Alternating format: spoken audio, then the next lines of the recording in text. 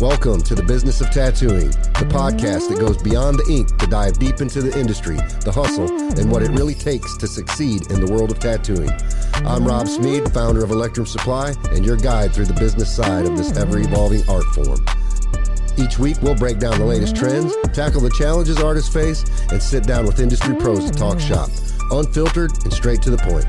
Whether you're an artist, a shop owner, or just someone who loves the craft, this is the podcast built for you. So, sharpen your skills, level up your business, and let's get to work. This is the Business of Tattooing. Just gonna kind of shoot the shit. It's really, I like my podcast to just be unscripted and we just talk about shit. Yeah, that's kind of a lot of the ways I do mine. So, yeah, you know, it's like we had a marketing call yesterday, and Memphis was like, "Oh, if you could let me know what guests you're going to have on and what you're going to be talking about." I'm like, "I don't even know what I'm talking about with Joe tomorrow." Yeah, it's certain people. I think that's been the issue with my podcast is the fact that a lot of it is about the individuals, and I do have a basic idea of where I want to go. I want them to describe who they are, how they got into the business, and whatnot. And then we'll figure out some topic to work on. Like yesterday, I did a podcast with a local gal who just did the New England Tattoo Convention. So we talked about conventions a little bit, but she's also, she's 16 years in, which is good, but it's also her perspective on the business is just the last 5 years when it comes to conventions. And for me, that's not nearly enough time to know the difference between a good convention and a bad convention. You know what I mean? Well, that can change from year to year anyway. Most certainly. Well, and that's what's happening, I think. I mean, what passes for a good convention now is a fucking nightmare as far as I'm concerned. You know what I mean? So yeah. So I will admit I am insanely down on a lot of what's going on in the business right now. But by the same token, I understand that most people don't know any fucking better. So. Well, speaking of not knowing any better, there's probably some people out here who don't even know who you are. So is it okay? That's something I've come to grow accustomed with over the last fucking 5-6 years. Yeah. Do you want me to make an introduction, basically? Yeah, if you want, sure. Yeah, sure.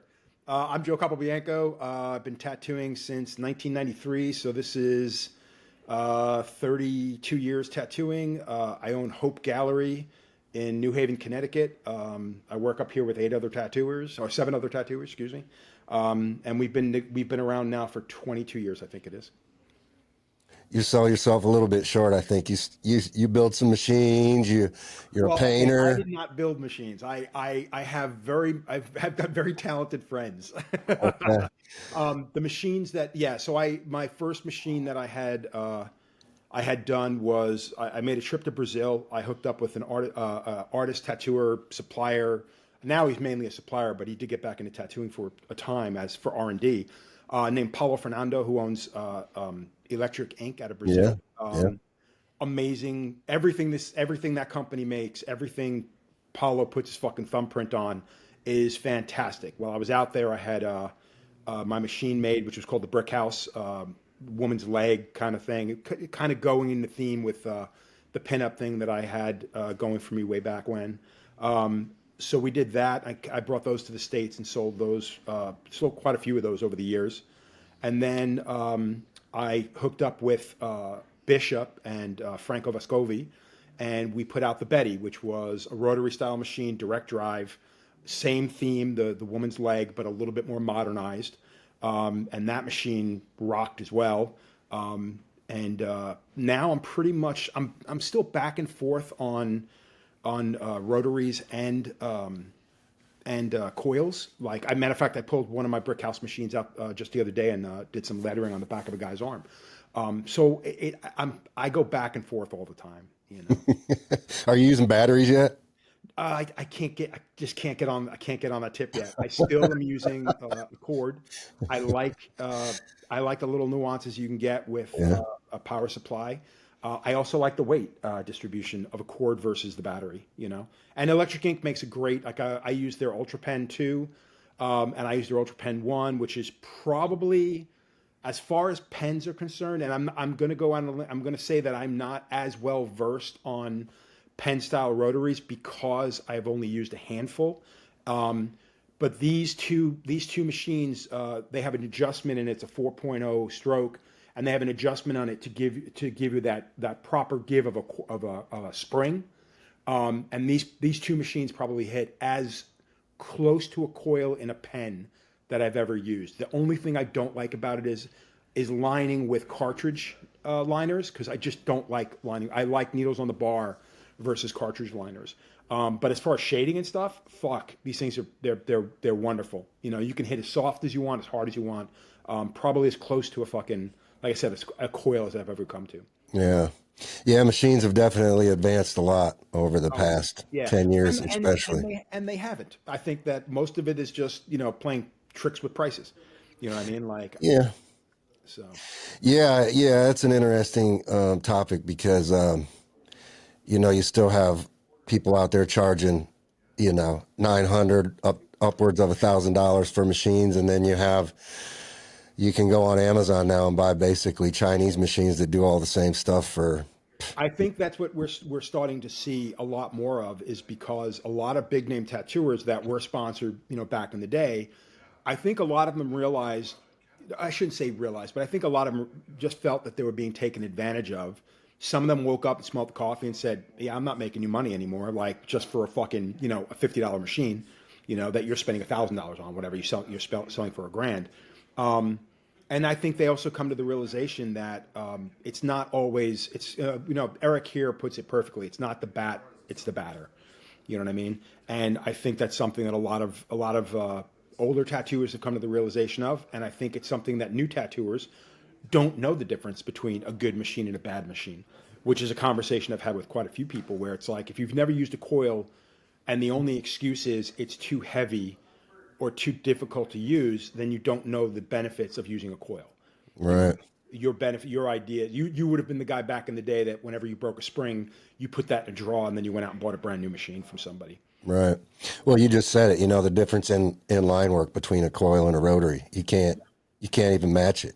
Exactly. That's I think that's something I took a lot of shit from Jimmy Litwalk back in the day, because he would, I was the first one to jump on rotaries for a long time, and he was just like, dude, your line work used to be so much better when you were, using coils. And my response was, I was like, yeah, dude, I was also 10 years younger. My hands aren't what they used to be. Like, everything changes, man. But after getting berated by him for fucking a couple of years, you do pick up the coils and you sit back and go, why the fuck did I put these down?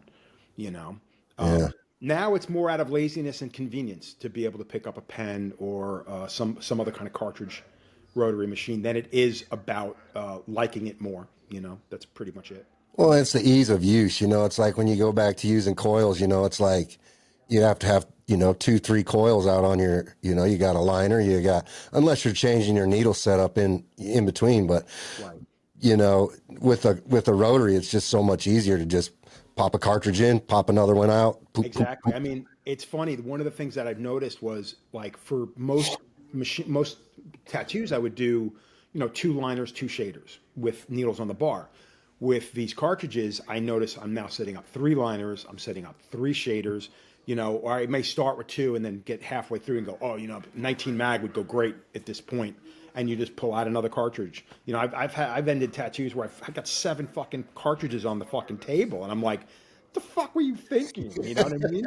So it does make it a little bit easier to just simply go, fuck it, I'm just going to grab another cartridge and I'll knock this out quicker, Yeah. Well, I've been listening to your podcast a lot lately. It's been really interesting to hear some perspectives of people on there and some of the stuff you've been talking about. And I appreciate that. Particularly around education. And I just saw one you had the other day. You guys were talking about some apprenticeships and things like that. It seems to be a pretty hot topic in the industry now. And I'd love to talk some with you about that. Yeah, sure. Definitely. How do you feel about tattooing today in the mainstream? It's very mainstream now. It's very much different than it was 10 or 20 years ago. I think my issue with it is it's become very watered down. And in getting watered down, what I think has happened is it's become the norm. You know what I mean? It was like, back in the day when, somebody had a hustle, everybody, would bitch about it. But you had people that were just like, oh, don't knock somebody else's hustle. And I'm like, yeah, that's great. But when the hustle becomes the norm, I now have a fucking problem with the hustle. And I think that's what we're seeing happen is the fact that, you've got shops that are, that are churning out apprentices, or worse, they're not even churning them out. They're bringing in people to apprentice. They're dropping them within a month, 2 months, 6 months. They're giving them just enough knowledge to go out there and just say, yeah, I apprenticed. Or not even, I'm going to try to apprentice. I'm just going to start tattooing and tell people I've been tattooing. Now, granted, that was something that we did back in the day. If you tattooed for 6 months as an apprentice, when somebody came into your chair, you didn't tell them you had only been tattooing for 6 months. You told them you'd been tattooing for 3 years. Right. Because they didn't need to know. Right. But I think now it's just become more of a norm. And again, everything's been so watered down that people are okay with someone who's been tattooing 6 months versus somebody who's been tattooing 6 years, because there's more of the connection of age, how old they are compared to the old guy, you know what I mean? Which is something I've been dealing with for the last fucking 10 years. It changes a lot. I think that we need to put our thumb on it a little bit, and you can call this fucking gatekeeping all you fucking want. It's not. It's just wanting to maintain a status quo, I guess, or just basically just control it a tiny bit, because things are getting out of hand. So by saying putting your thumb on it, it's just like, yeah, dude, like if you've already apprenticed 1 or 2 people, try not to apprentice fucking 3 or 4 more unless you find them to be deserving. Most of the people I know that are bringing in apprentices, the apprentices aren't worth what they should be if they're getting into the business. They're not showing any kind of great talent for art or drawing or technique.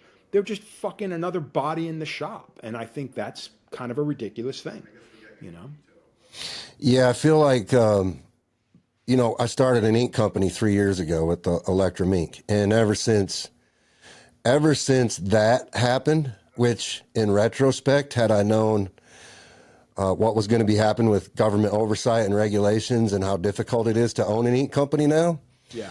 If I would have known all that 3 years ago and I decided, oh, it'll be a great idea to start an ink company, I would have never started an ink company. But I'm glad that I did, because I've gotten such exposure and insight into the regulatory side of the business now. Which is an important thing. It's very important, but it's also really highlighted how out of control things are, and how uneducated the artist base is out here. It's pretty scary, So I wrote an article in Skin and Ink magazine around gatekeeping, and it was because what I see, especially with TikTok and how popular TikTok is now, I mean, dude, it blows my mind. You go on TikTok and you're scrolling and you just see people picking up these tattoo kits off of Amazon. Right. And they have shit ink in them. They're spending literally like $50 or $60 for a machine. Yeah, we all know you do not buy pigment from China. Dude. You don't know what the fuck is in it. But that's the thing. People they don't even care. There's just but they have no interest in the tattoo industry at all. They just think it's cool. I'm going to go get this $40 tattoo kit off of Amazon. I'm going to go tattoo on my husband. I mean, Joe, I saw a video the other day. They weren't even wearing gloves. They're just tattooing on their friends with no gloves. Yeah. And I'm like, oh, this shit's out of control. It's, you see it every single day. There's a gal I follow who's now getting into it. She's a influencer, fucking model, fucking OnlyFans girl, whatever. She's getting into it. She's been tattooing the shit out of her boyfriend. And it's one of those things. It's like nothing is covered in plastic. Nothing. Now I get it. You're in your home, you're tattooing a dude you're sleeping with, whatever. But the fact of the matter is, you have to maintain a certain amount of decorum when it comes to what things look like. Is everything on the surface covered in plastic? Is your spray bottle covered in plastic, or your squirt bottle covered in plastic? Your machine is barely covered in plastic. And then you're touching each other with. I mean, I get the situation, but you do want to put your best foot forward when it comes to how professional you are. Because if you came to me for a job and I saw any of this, I just tell you, go fuck yourself. You have no fucking clue, and you obviously don't have the respect for what it is that you're trying to get into. That why would I give you a fucking chance? You've not proven to me that you're capable of doing anything except what you're told. Yeah. I think one of the things that set apprentices apart from 20 years ago was the fact that you didn't have to be told every little fucking thing. You figured stuff out on your own because you had no fucking choice. You were 9 times out of 10, you were thrown into the fucking deep end. And part of the reason you were brought on was because you had a fucking brain. Now it's like, oh, you got $5,000 burning a hole in your pocket. You could apprentice here. Oh, Right. you could push a broom. And you know how, and you got fucking parents that'll put up with your shit and front every bit of money you need. But while you're apprenticing, yeah, you could apprentice here. That's not a true apprenticeship. Right. Yeah, I think, but my perspective is that it's a little bit too hard to control in a traditional apprenticeship Oh, most certainly. model anymore because of social media and because of how mainstream social media has made tattooing. Yeah. You've got 50 aspiring wannabe tattoo artists to every qualified veteran that could possibly teach them the right way. Exactly. I mean, it's impossible to teach people the right ways to do things. So that's why you're left with what you see now, like on TikTok, where you see these people just picking up these $50 kits off of Amazon and doing this stuff in their houses.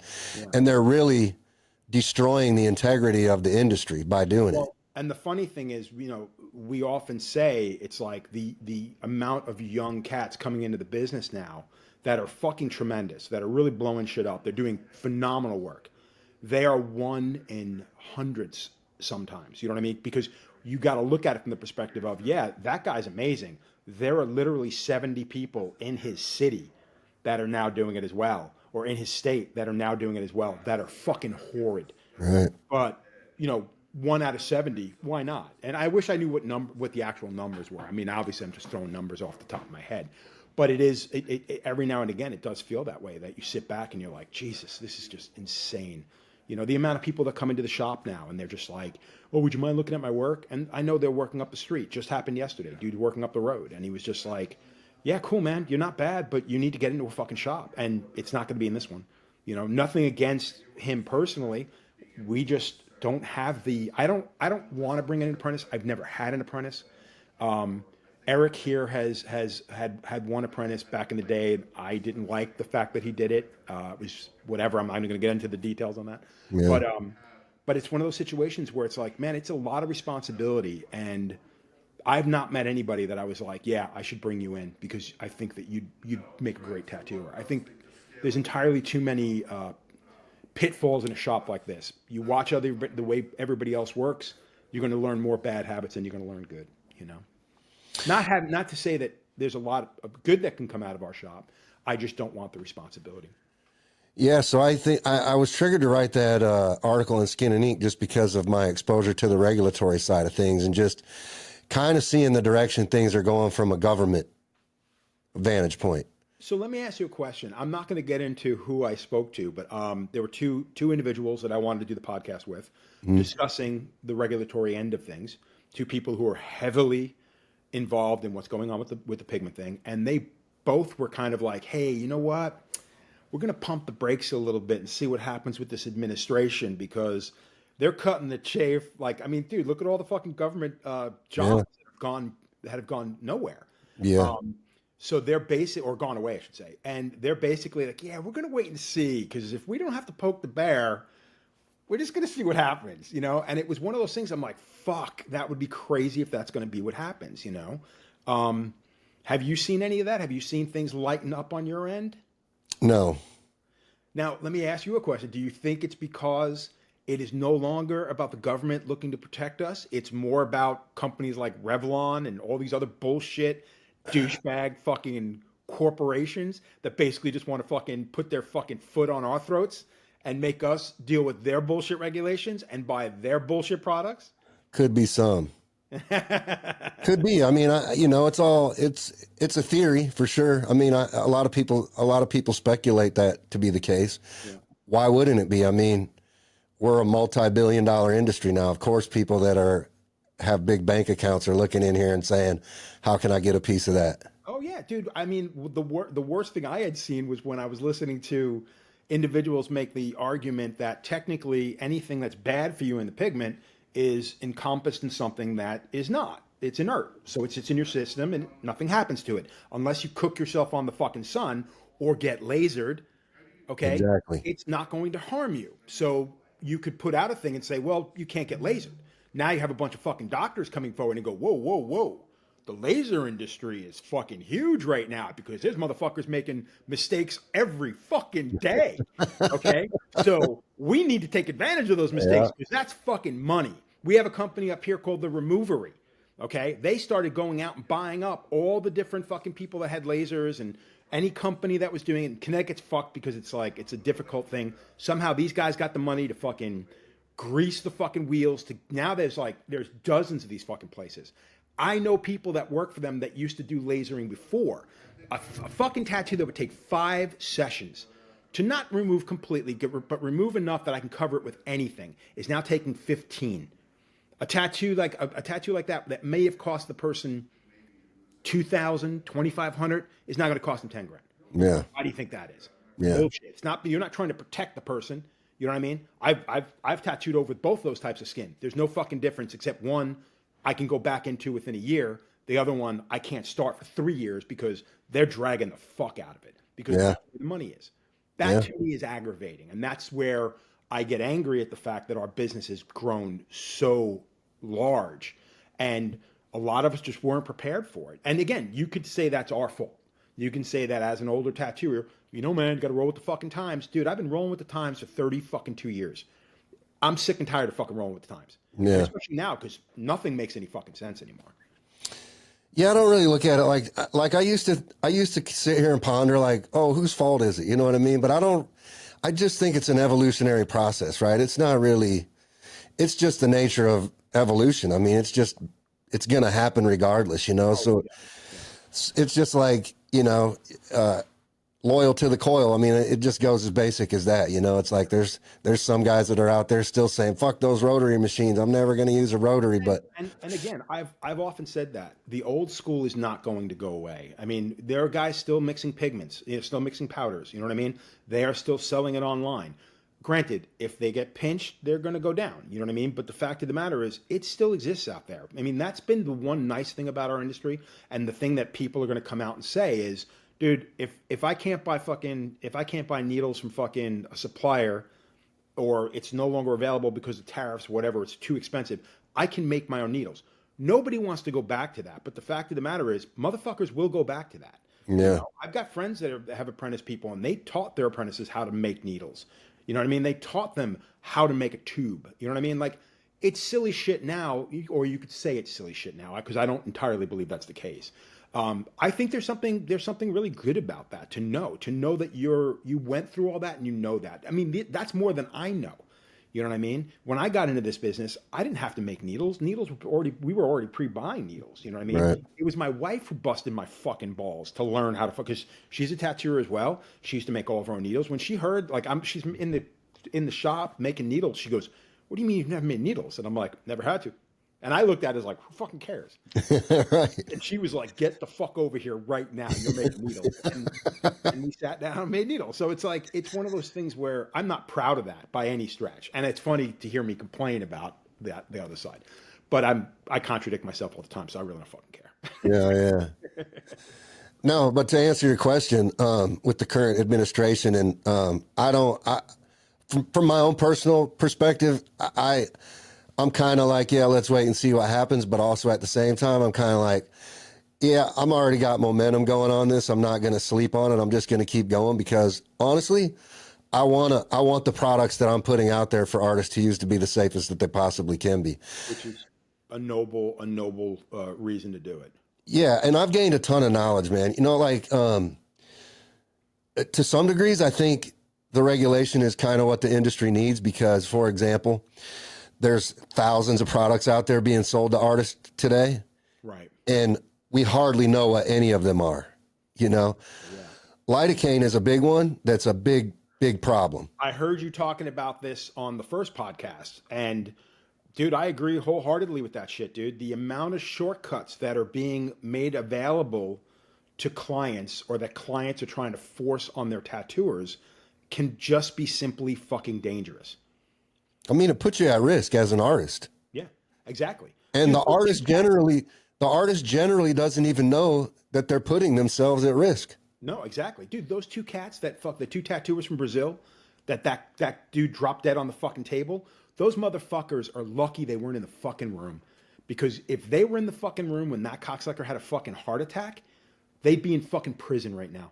Because nobody's gonna look at that as you not being responsible, and you know full well the fucking anesthesiologist is gonna throw those motherfuckers under the bus. Right. You know what I mean? That's when all the rats are gonna scurry. So those guys are fucking lucky. And the worst part about that whole situation is it's not gonna change a goddamn thing. There's still some fucking soccer guy or fucking baseball, whatever rapper that's gonna that has the money and just assumes it's 1 out of 100. What's the possibility of happening to me? Yeah. Yeah, it's like Russian roulette, man. I don't like to play those games. You know what I mean? I like to try to stay in the safe zone as much as I can. Yeah. We had a couple of numbing creams that we had to make available for people because it was just such a pain in the ass. And it got to a point where it's like, well, at least we know this one works. We know people heal with it, well with it. It doesn't affect our tattooing. But you get like an hour and a half out of it. It's not some crazy shit. Every now and again, someone will come in with some crazy shit. And 9 times out of 10, we won't even be able to start the tattoo because they'll be so fucking red and inflamed. That you're just like, okay, cool. Come back in a fucking week and we'll book you another appointment, but don't use this shit again. Oh, because they already put it on before they even came in. Exactly. They just roll in covered in plastic. Yeah. The most I use now, I use a thing called Band-Aid from Johnson & Johnson. I've been using it. Rodney Raines was the first one who introduced me to it back in fucking, God, probably 99. You know what I mean? And that little blue bottle? Yeah, it's a little blue bottle. Yeah. CVS makes their own version of it, whatever. It's 2% lidocaine, 2.5% lidocaine.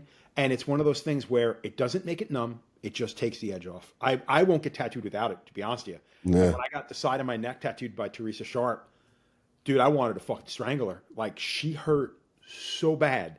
Like, to the point where I'm like, oh my God, 3 hours in, and I took a break, and I'm looking, and she's not even halfway. And I brought the blue stuff with me, and I'm like, hey, do me a favor. Could you please fucking use it? And she goes, oh, I didn't use it.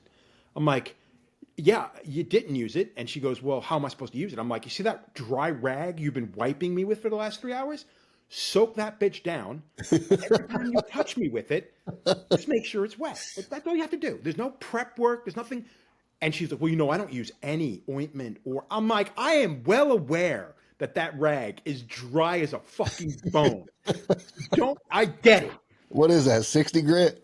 Exactly, dude. I swear to God, she did that within 2 minutes. I calmed the fuck down. Every time she touched me, it was annoying, but it wasn't that, oh my God, I need to swing at her. You know what I mean? Yeah. And it works. So it's, for me personally, I use it every single time I get tattooed, even if it's I can't say small ones. Anything that's going to be over 3 hours, and it makes sense. And I use it on clients. Anybody who sits for longer than 2 hours in my chair, I usually use it on them, and I don't tell them. I just use it on them. And at the end of the tattoo, they're like, "You really don't hurt that much," and I'm like, "Yeah, go figure." Yeah. I think artists got to get a lot better at asking questions about the products they're using, for sure. Most certainly, yeah. Well, because a lot of it is all coming out of, I don't, it was a couple of years ago, the amount of fucking numbing creams that were coming down the pipe in my emails was ridiculous, all out of China. And I'm like, dude, I'm not buying it. Like, who the fuck are these people? You know what I mean? And all they're doing is finding every single tattooer they can send it to, and they're just churning shit out. Now, you could say that, okay, there's only 3 big factories in China, so, how bad can it be? It's all coming from the same fucking place.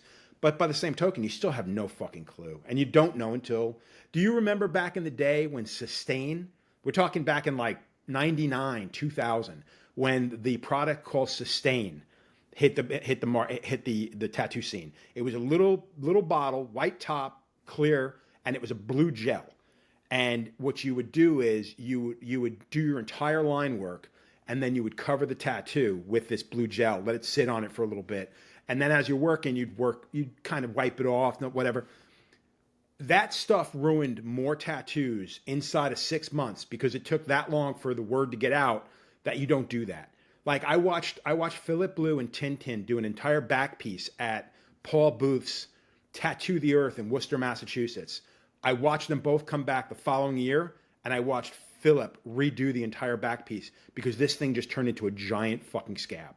Really? Nobody knew what it was. I think, honestly, it's actually made to make men's penis fucking numb while they're having sex. I think. I'm not positive. But I'm pretty sure that's what it's like. And they're using it on tattoos, and it was wrecking tattoos because if you didn't wipe it off the skin and you let it get under the skin, which is where it does not fucking belong, that tattoo is guaranteed to fucking scab. Anybody who's been tattooing for more than 20, 30 years, I guarantee they know what a stain is. Yeah. Well, that's we're still faced with those same kind of things today. I mean, there's tons of products out there that just people just don't, you don't hardly ever see latex gloves in the tattoo industry anymore. I'd be honest, I still wear latex. But a lot of people don't. Yeah, no, again, everything is nitrile. I mean, two of my guys here don't, but everybody else does. But clients are pretty good on our release forms, and they're pretty good when they see you pull out a pair of gloves. They're like, oh, by the way, I have a latex allergy. And in all the years I've been tattooing, I've only had 2 allergic reactions. One was for latex and one was for A&D ointment. And the A&D ointment was my first 6 months tattooing. Freaked me the fuck out, so we don't use A&D in it anymore. Although A&D today is different than 30 years ago. Think about some of the bandages that we're using, like the second skins and those kinds of things, and just the adhesives that people use on those. We don't know what the adhesives are all the time. Yeah, definitely. Are we going to have allergies to those adhesives or the material that those bandages are made out of? More and more.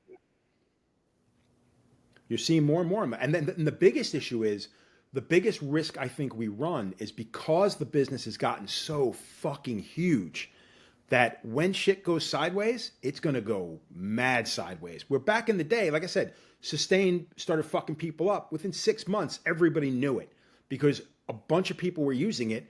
A bunch of people were talking to one another. Now, you got people that they don't talk to anybody. Shit, they probably don't even see their clients half the time after they left and have an issue, So if things go sideways, it has a chance of going sideways that much quicker. You know what I mean? And I agree with what you were talking about with pigments. I think that it's important that we know, like back in the mid 90s, there was an issue. I won't mention the company.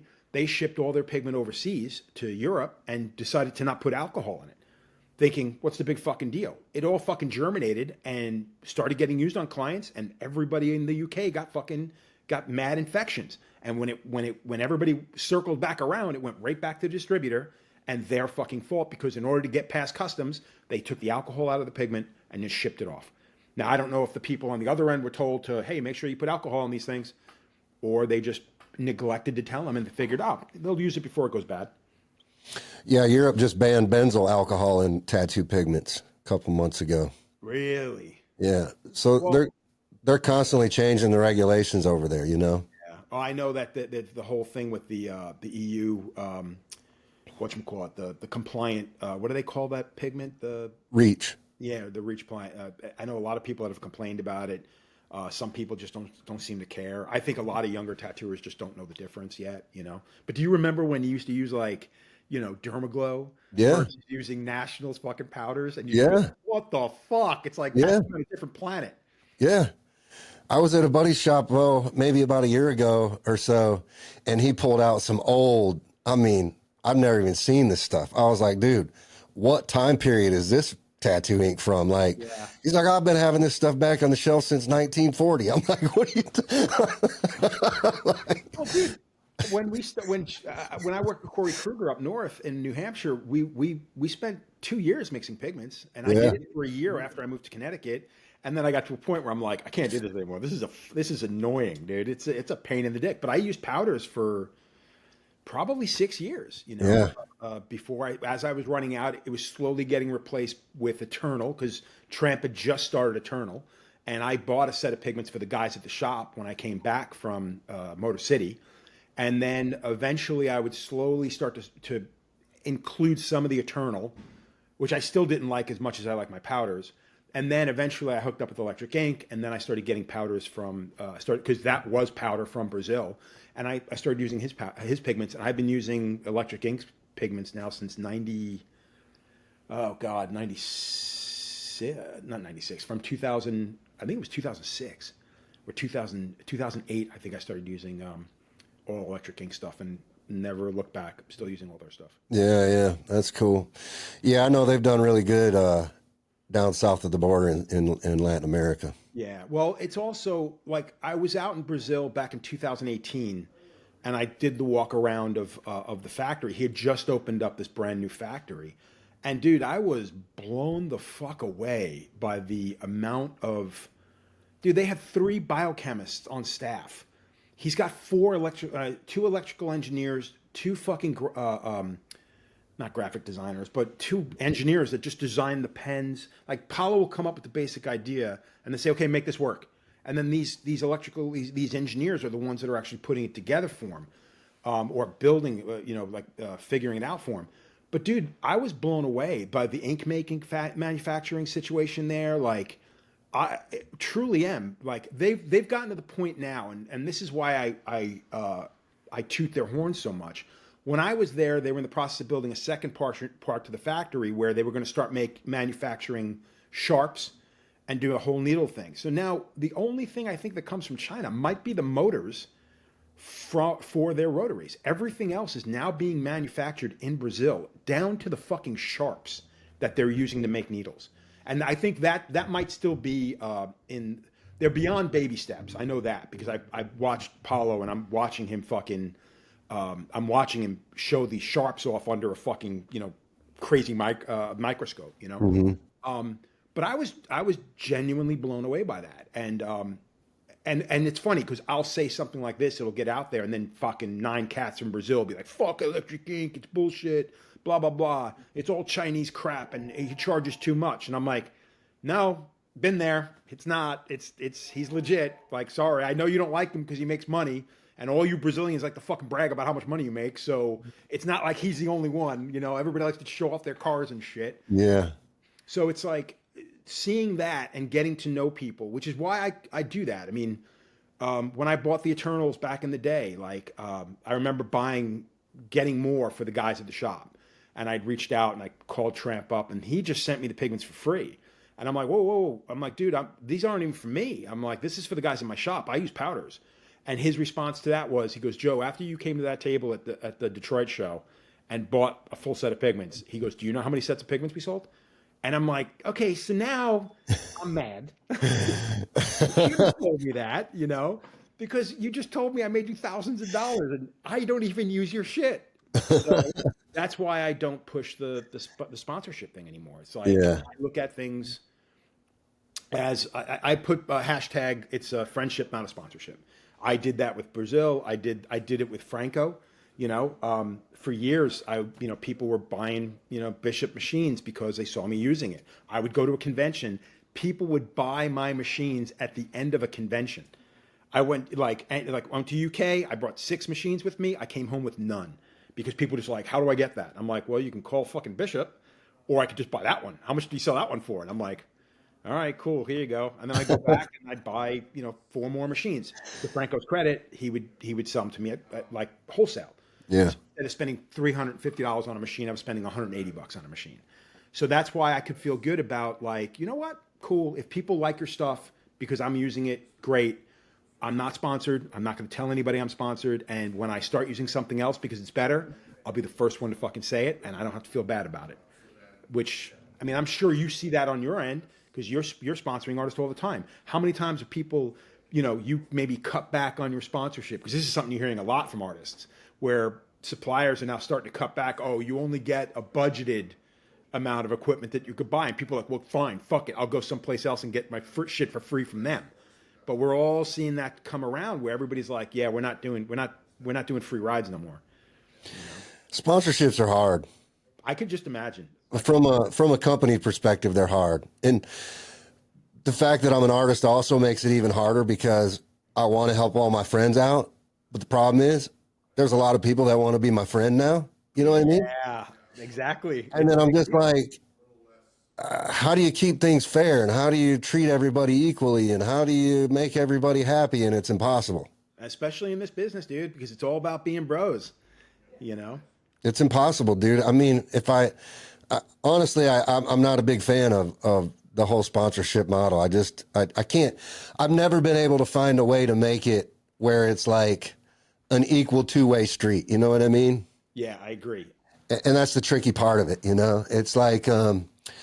It's like you need artists to help promote you and help your brand get recognition. And you want the artists that you're associated with to be talking about your brand with their peers. And, you want them to like your product because they genuinely like using your product.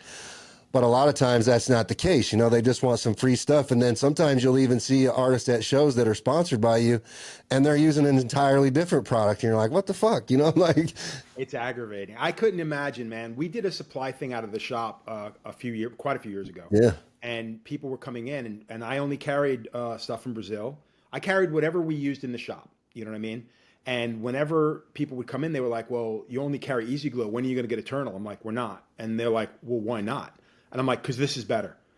And they're like, well, I was like, have you ever used this? And they're like, no. I was like, you see all the artists in my shop? And they're like, yeah. And I'm like, go to anybody's fucking room right now, see what they're doing, ask them what they think about the pigment. And they're going to tell you straight up, yeah, this is good stuff. Yeah, I can show you tattoos that I did fucking 6 years ago with these pigments. I can show you the same stuff with Eternals, with powders. I like this stuff better. And if that's not good enough for you, do me a favor, there's the fucking door. Now, granted, my supply company lasted 2 years yeah, because of my attitude. yeah, If hearing it from me isn't good enough, then go fuck yourself, man. Like, I'm a professional. I've got fucking time in. I get nothing out of this except you're buying a product that I make a little bit of money off of. I'm not doing it because I'm looking to hook anybody else up. I'm giving you what I use and my perspective on that. And if that's not good enough for you, then fine, go listen to some other fucking tattooer and jump down that fucking, try to climb that fucking tree. yeah. Yeah, it's tough, man. It is tough. We literally sit around in our management meetings at the company and we talk about, how can we do this and make this better? We just actually revamped our whole program here recently and started Electrum Insiders. And because we get so many emails from artists that are like, how can I be sponsored? And it's like, you can't possibly sponsor every single person that wants to be sponsored, right? No, like you wouldn't have any clients. you'd be broke. Like you would just be broke. So we started that Insiders program basically to give everybody an opportunity to be part of the brand without necessarily having to sponsor the whole entire world. But Right. but like I said, I couldn't even imagine. That is an uphill fucking struggle. it is, because when we started this company, I was just traveling with all of my friends, like the people that I tattooed with, like we were going to Comic-Cons and, we were going to, Geekster Inc. shows, the Wizard Worlds and C2E2 in Chicago. And I mean, it was just a group of like 30 to 40 artists, we were all super tight. Yeah. And those were the guys that were our core group when we first started our brand, so it was easy with those guys because they legit were our friends and our family, basically, so it was easy with those guys. The one thing I noticed with all that stuff is it's like once word gets out, everything starts to splinter.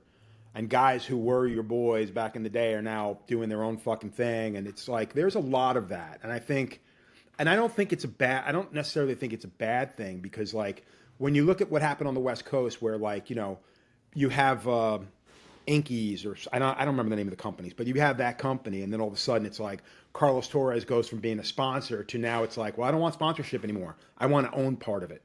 And that's something you're seeing a lot of tattooers do. And you got a lot of guys being like, go fuck yourself, dude. This is my company. Right. They're like, well, the only way you're going to get my blessing is if you make me part of it.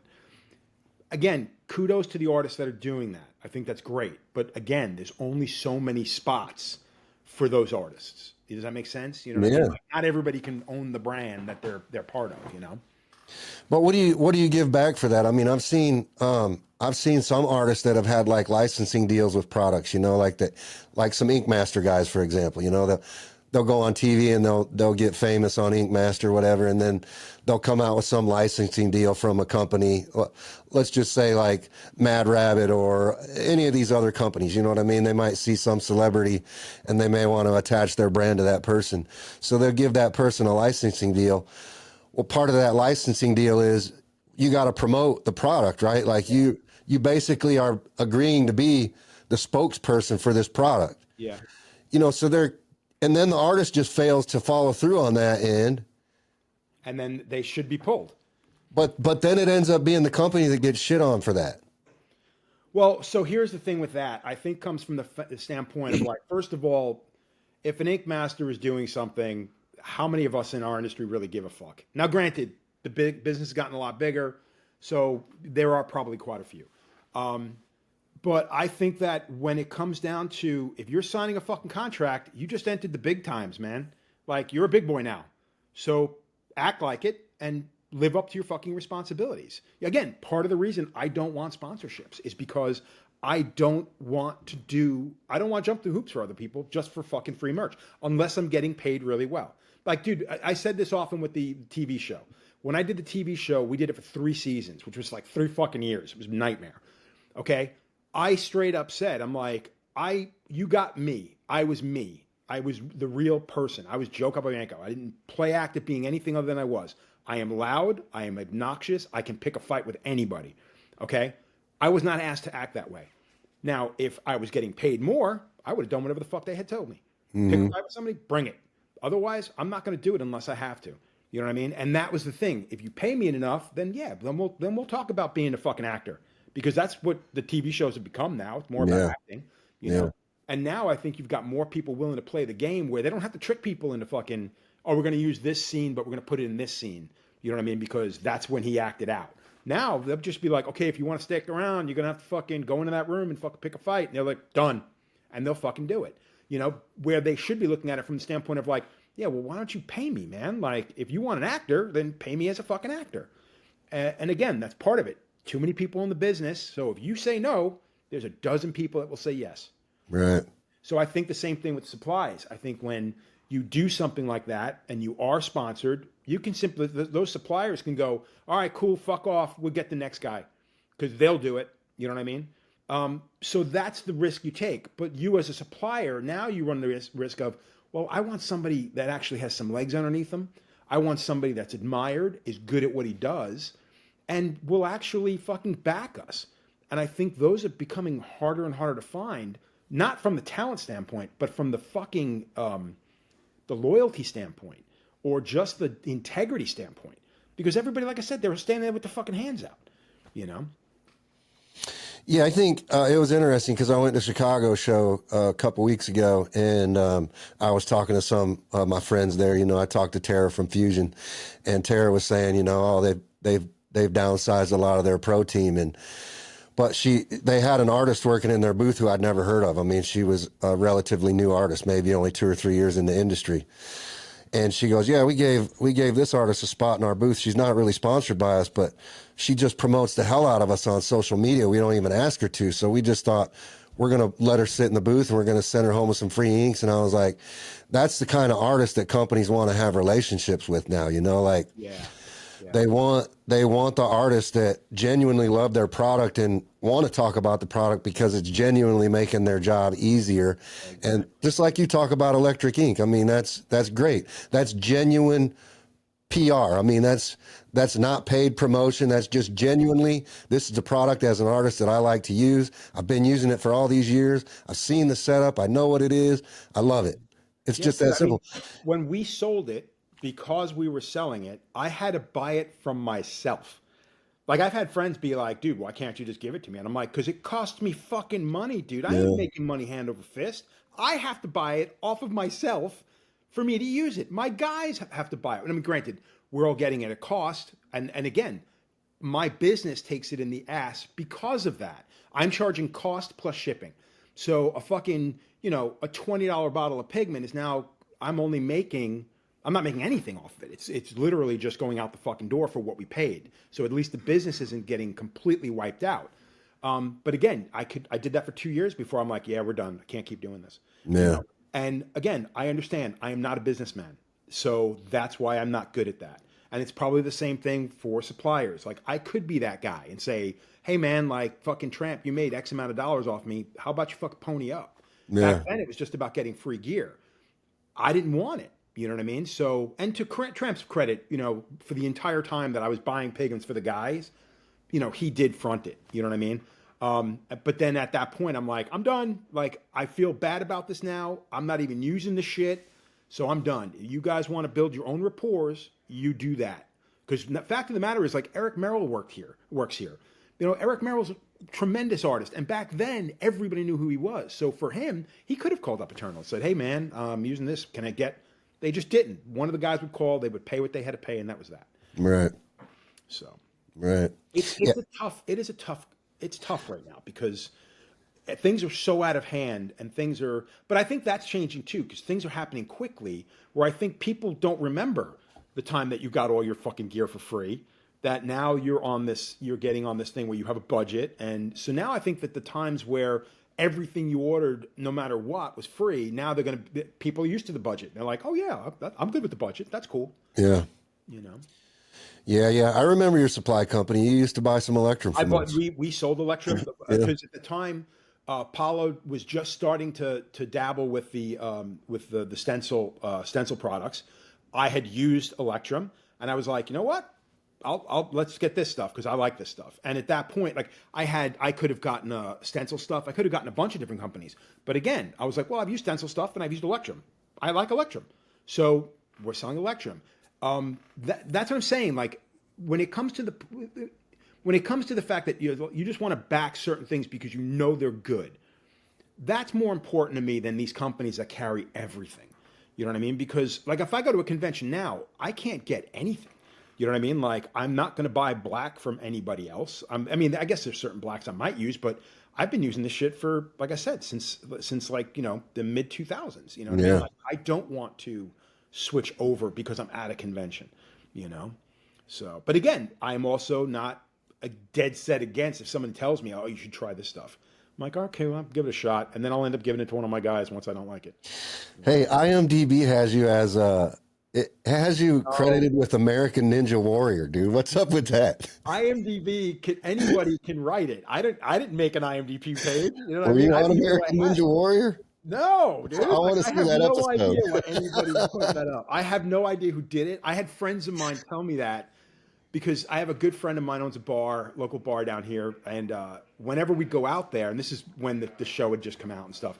Dude, I'd be sitting in his fucking bar, and there'd be like 3 people behind me staring at the back of my head. He would see it and go, and wind them up, and walk up, and he goes, "Oh, you guys want to take a photo with Joe? I know Joe." And I look at him, I go, "Dude, are you fucking kidding me?" And he's just like, "No, take a photo. Come on. No, give me the camera. I'll take a photo for you." And he would do that to me all the fucking time. He was the one that told me about the fucking the American Ninja thing. So I was just like, what the fuck? I had no idea. I'm not gonna lie, I was on YouTube for like an hour trying to find your episode. I was like, I gotta see it. Like, dude, trust me, if I was on that show, I would definitely be promoting that. Most definitely. I didn't promote Best Ink. I would have definitely promoted the Ninja. I love that show too, by the way. I did watch all 3 seasons. I appreciate that, man. Again, dude, like, the people I met, I think the reason why I was so soured on it is because I met as many network people as I met studio people, like people that work for the production company. Production company are just people who work. Even the executive producer, super nice guy. Everybody I met from the set were really, really cool. Whenever a network person would come in, they had their fucking thumb on these people's on their heads the whole fucking time. There was somebody from network there every fucking day of shooting, and I heard that was not normal. And anytime things went they wanted to control the entire thing. And every single season that we did, the final 2 always came down to usually, I think Teresa and, London, the first season was the only one we didn't have to really kind of argue who we wanted to win. But the second and third season, we had to argue that and I'm glad Hannah was part of the last 2 seasons because she lent an actual educated voice. So it was now 2 tattooers and a supermodel, Sabina, who and Sabina would have voted anyway. They told her to, but it was now 2 tattooers that are just like, yeah, they can't win because of this. Mm-hmm. We would fight it the last 2 seasons. We had to argue it every single time, So like I said, I wasn't being paid enough. So you got the real Joe. If I were getting paid more, I guarantee you would have gotten a completely different fucking me. Yeah. Every episode would have ended up with me fucking hollering and fucking cursing. I would almost rather seen that. But would you do TV again? Yeah. Huh? Would you do it again if they paid you enough? I can't say no, but again, I would be smarter. I would want more money, and because now we see how much money these shows are capable of making. I don't know if I see how famous they're making people. I mean, I'm sure there's that little bit of fame, but from being a tattooer, when you look at the clients these people are pulling in, do you really want those clients? And again, and I know this sounds shitty, and I don't mean, and anything I say sounds shitty, whatever. but I don't want to say it. I don't want it to say it to put the people down. Obviously, they love tattooing, but the only reason they're getting tattooed by that person is because he was on television. You and I both come from a day and age where you made a name for yourself because of who you were, the style in which you worked, the personality that you had.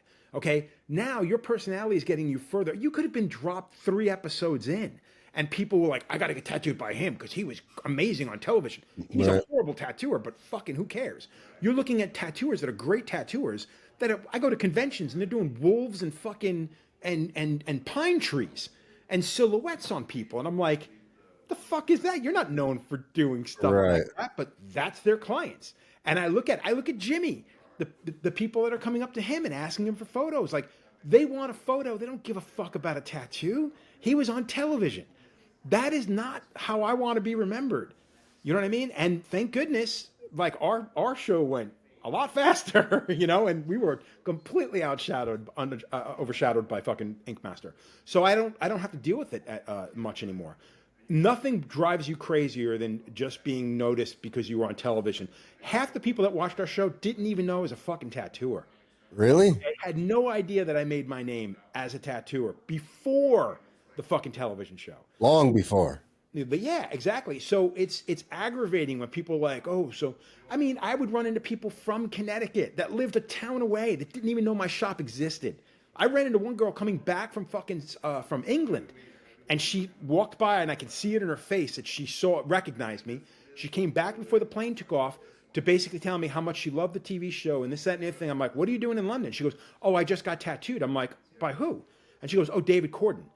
I'm like, oh, I know David really well. Oh my God, I can't believe it. What did you do on? Oh, he did a pinup girl on me and showed me her back. I'm like, good for you. And she's just like, I was like, where do you live? And she's like, oh, I live in West Haven. I'm like, really? I own a shop in New Haven. You know what I'm known for? Pinups. She had no fucking clue. Oh, that's crazy. So you look at the situations like that, and it's like, it's a double-edged sword when it comes to the TV shows.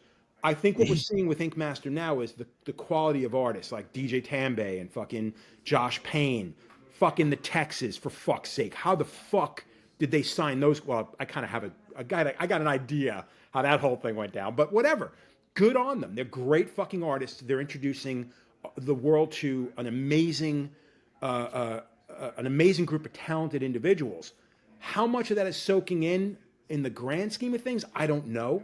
But I don't think it looks bad for our business. You know what I mean? No. I don't think, and again, if we don't do it, for everybody who shits on it, and dude, for me, I shit on it for a long time. When I got asked to do Miami Ink, it was the same thing. I'm like, this is a joke. There's no fucking way. And then I did Miami Ink, and it's like, you sit there and it's like, yeah, you don't do it until you're asked. And again, there are people that I know that were asked that would say no fucking way, and good for them, but know full well that if you don't do it, somebody else is gonna. And not for nothing, it's better that we're held in a better light than some degenerate who's just gonna use his screen time, for 15 seconds of fame.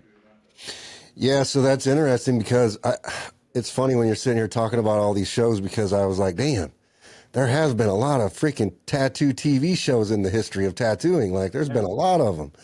Most people just think about Ink Master right now, because it's a prevalent one, but gosh, there has been a lot of them. Yeah, you had Kat Von D's show. Yeah, and they were on the dumbest fucking networks. Like, how the fuck does TNT, not TNT, what the hell was the Country Music Network? Oh, CMT.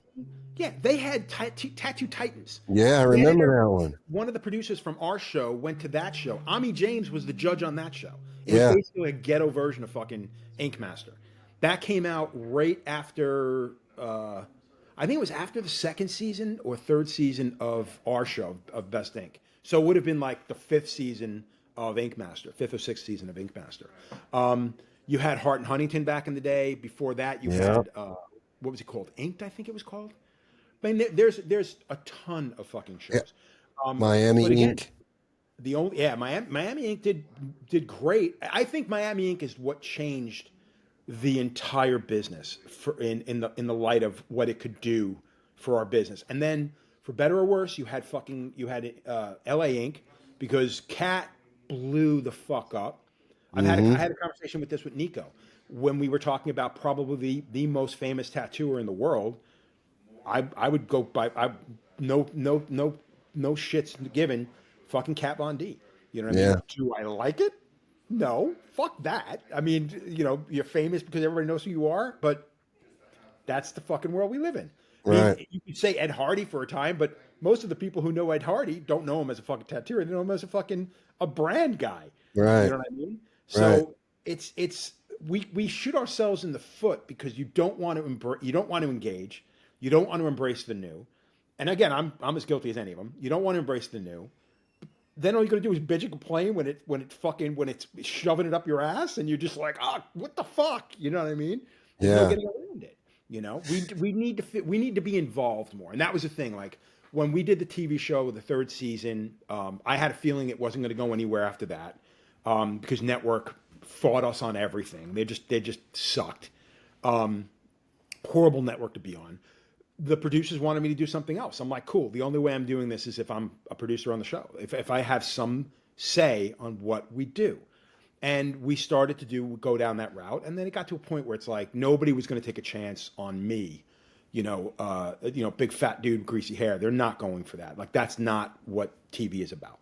And again, dude, look at the shows. I mean, the people that are winning, they look good for the part. I mean, and again, I think that's lame. I mean, most of the time you could pick who's going to fucking win right out of the fucking gate because they fit a fucking mold. And I don't want to get into names or anything, but we've all seen episodes of Ink Master. We're just like, how the fuck did she win? Yeah. Fuck you. There's no fucking way she should have beat her. Right. But, Right. But people argue it all the time. I have my way of thinking and, my opinions. The business of tattooing is brought to you by Electrum Supply, the industry leader in high-quality tattoo supplies designed by artists for artists. Whether you need premium stencil products, top-tier cartridges, or game-changing aftercare, Electrum has you covered with innovative, artist-tested solutions you can trust. Want to elevate your work? Head over to electrumsupply.com and stock up on the best gear in the business. And because you're a listener of the business of tattooing, use code podcast10 at checkout for 10% off your next order. Stay sharp, stay stocked, and stay ahead with Electrum Supply. It's funny because I've gone to a couple live tapings of that show, Ink Master, like the finales that they have in Las Vegas. I've seen them tape those. And I don't know if you know Chris 51 that used to own Formula 51, but they had that show, Epic Ink. Do you remember that one? Oh, yeah. Okay, yeah. As a matter of fact, we just had it on the shop here. Every now and again, we have a big projector that projects on the wall. That show just came on up here. It was like, wasn't Tom Bowman on that and stuff? Yeah. So it's interesting when you see, because they actually came and filmed an episode at C2E2 in Chicago. Okay. I think it was like the pilot episode actually, but it was really interesting to be behind the scenes witnessing that production happening, pre-edit, right? Because like you're seeing these directors, telling the clients what to do and telling the artists how to react. And you're just like, dang, this is all fucking smoke and mirrors. You're like, this is crazy shit. You're like, I just watched them reveal that same tattoo 20 times because the director didn't like the way the client reacted, Dude, when I was on Miami Ink, I watched a producer. We had to clear the fucking room. I just finished tattooing, like on set technically, but they were filming Darren. So I'm finishing up my tattoo. My whole set is pretty much done. So now they're all concentrating on Darren, and he's talking and he's talking and he's talking. I can tell he's trying to get an emotional response out of this broad, and she's not responding. So we're all sitting there watching. I just finished breaking all my shit down, and I'm just watching off camera. And one of the producers comes up and like, Joe, can you come outside with me for a second? And I'm like, yeah, sure. What's up? We walk outside and they're like, okay, we're good. I'm like, what the fuck was that about? I was watching Darren tattoo. Like I'm a tattooer. I want to watch my friends work, And I went, oh, are you really clearing the room so they can fucking get a response out of this fucking broad? Dude, I shit you not. Hour and a half later, this woman comes out of the shop. She looked like a clown in a fucking rainstorm. She had so many tears coming down, mascara, makeup.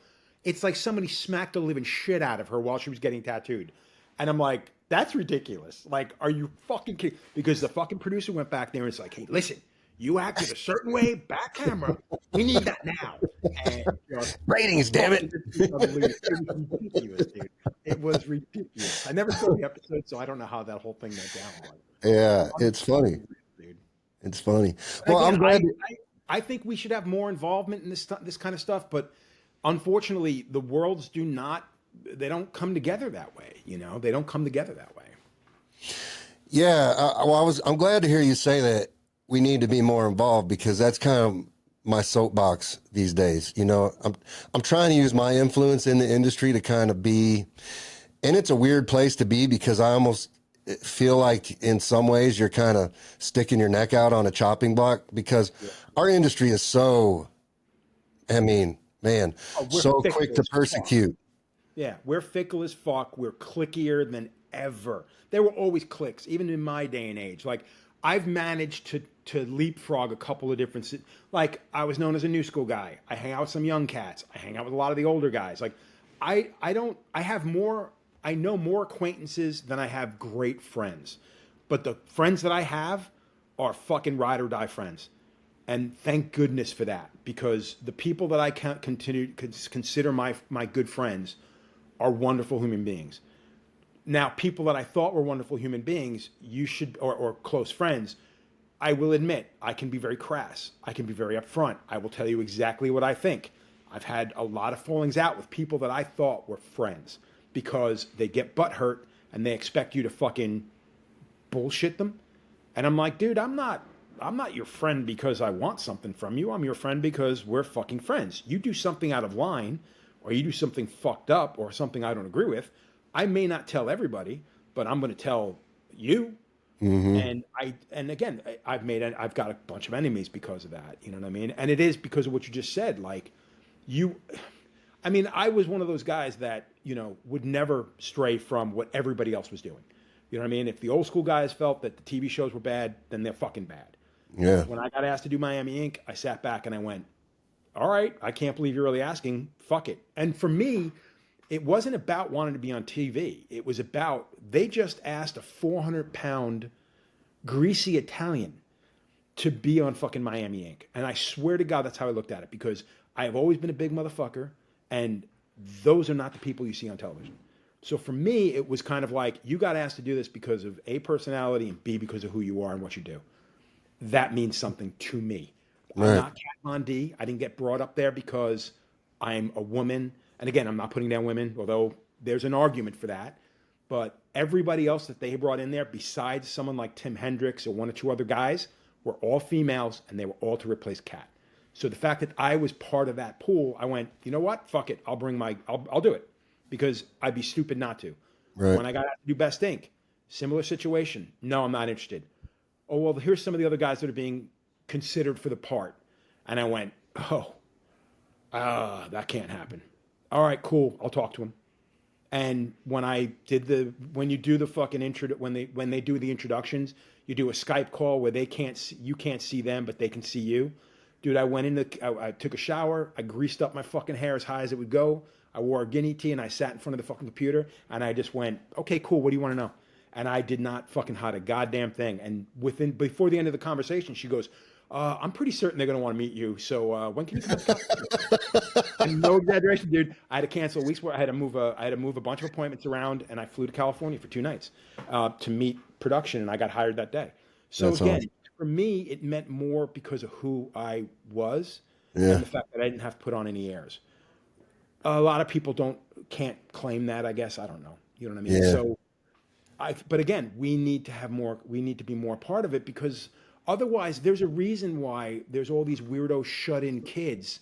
While they're great tattooers, they're changing the entire business around us. So now all of a sudden, if you talk the way you talk, all of a sudden you're the bad guy. You know what I mean? Like, dude, I come into my shop. My guys, I know I have a couple of my guys that would cringe if I was on the road for a week and I come back and, what the fuck is going on here? Who the fuck? What the frick? And everybody's just like, oh God, Joe's back. Yeah, in my shop. Exactly, I'm back. It is one of those things. But the fact is, there were genuine characters. Gil Monty, Oh, fucking yeah. everybody. Jack Rudy, fucking all these amazing tattooers.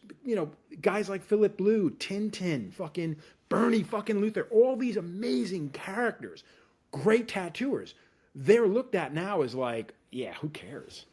And Right. that's the shame. That's the shame of it. These are, dude, even guys who weren't great fucking tattooers, but they were just such great characters. I want to hang out with those people. I want to get to know those people. Those are the genuine things that that attracted me to this business in a sense. You know, I think that a lot of that's getting lost. And the fact of the matter is, if the things continue to go the way they're going with television and all this different crazy media, it's going to come down to a bunch of fucking headphone wearing fucking artists that don't want to talk to their clients until Yeah. they're done for the reveal. It's crazy. I was just thinking yesterday or something on my drive home. I was like, it's crazy to me that the hair industry is more serious than the tattoo industry. For example, I can't just go into a hair supply store and buy a pair of scissors. Right. I have to have a license, Yeah. right? I have to go through an accredited school to get my license, right? And I can't just open up a barber shop in my town and start cutting people's hair. Right. But the fucking guy that mows my yard can go downtown and open a tattoo shop tomorrow. Exactly. That's fucking crazy. That is absolutely fucked. But here's again, this is the flip side of that. We need to be involved in that. And most of the time, we're not going to be. They're going to just go with somebody else's rules and regulations and sign that over to the state. And we're never going to be involved in that. Now you get guys like APT. Exactly. And they want to be, and again, I think that they should. I think that there should be some kind of involvement from our industry. APT, again, when they first came about back in probably 92, 93. 91. Yeah, it was 91. Okay. I remember like, oh, we should all join the APT. I'm like, but why? Like, and again, when you hear who's running it, I'm like, these people don't know anything about fucking, there's no lobbyists. It's just a bunch of tattooers getting together. And at that time, National was really big, but National was a fucking boys club, and not even a boys club. Flo was involved in National, but it was an in the know old guy club. You know what I mean? As a young tattooer, it's like, I want to go to National. I want to check out the art, but I don't want to be part of National. Right. Because it became like this thing. It's like this like higher up of being in the industry, but it really wasn't. It was just a boys club. Oh, there's only 100 card carrying members. I'm like, then shove your card up your ass, dude. All you want is my fucking money. You know what I mean? You're not doing anything. You're not bringing anything to the fucking table. They were trying to, but they couldn't. Now they can, because you've got a lot more educated, younger tattooers that do want to be part of the scene. You know what I mean? Again, and there's always going to be the part that fucking fights against it, but I don't think it's a bad thing, especially with the direction things are going. The fact that all these suppliers that sold out their fucking businesses to these giant conglomerate fucking companies for money, and that was it. What happens because eventually China's going to roll over everybody. I mean, I'm sure you're seeing it. What's the cheapest pen you sell with your supply company? I literally have stopped selling all machines. Oh, you have? Okay. Yeah, because I can't compete with Amazon sales. I mean, I can't even sell $400 machines now. Really? Okay. They just fucking sit there. That's what gets me with. It's funny because it's the same thing with the suppliers up here. Like Pulse, if they're selling something, it's in a pinch because somebody blew out their machine. They need something that day, so they run out and get it.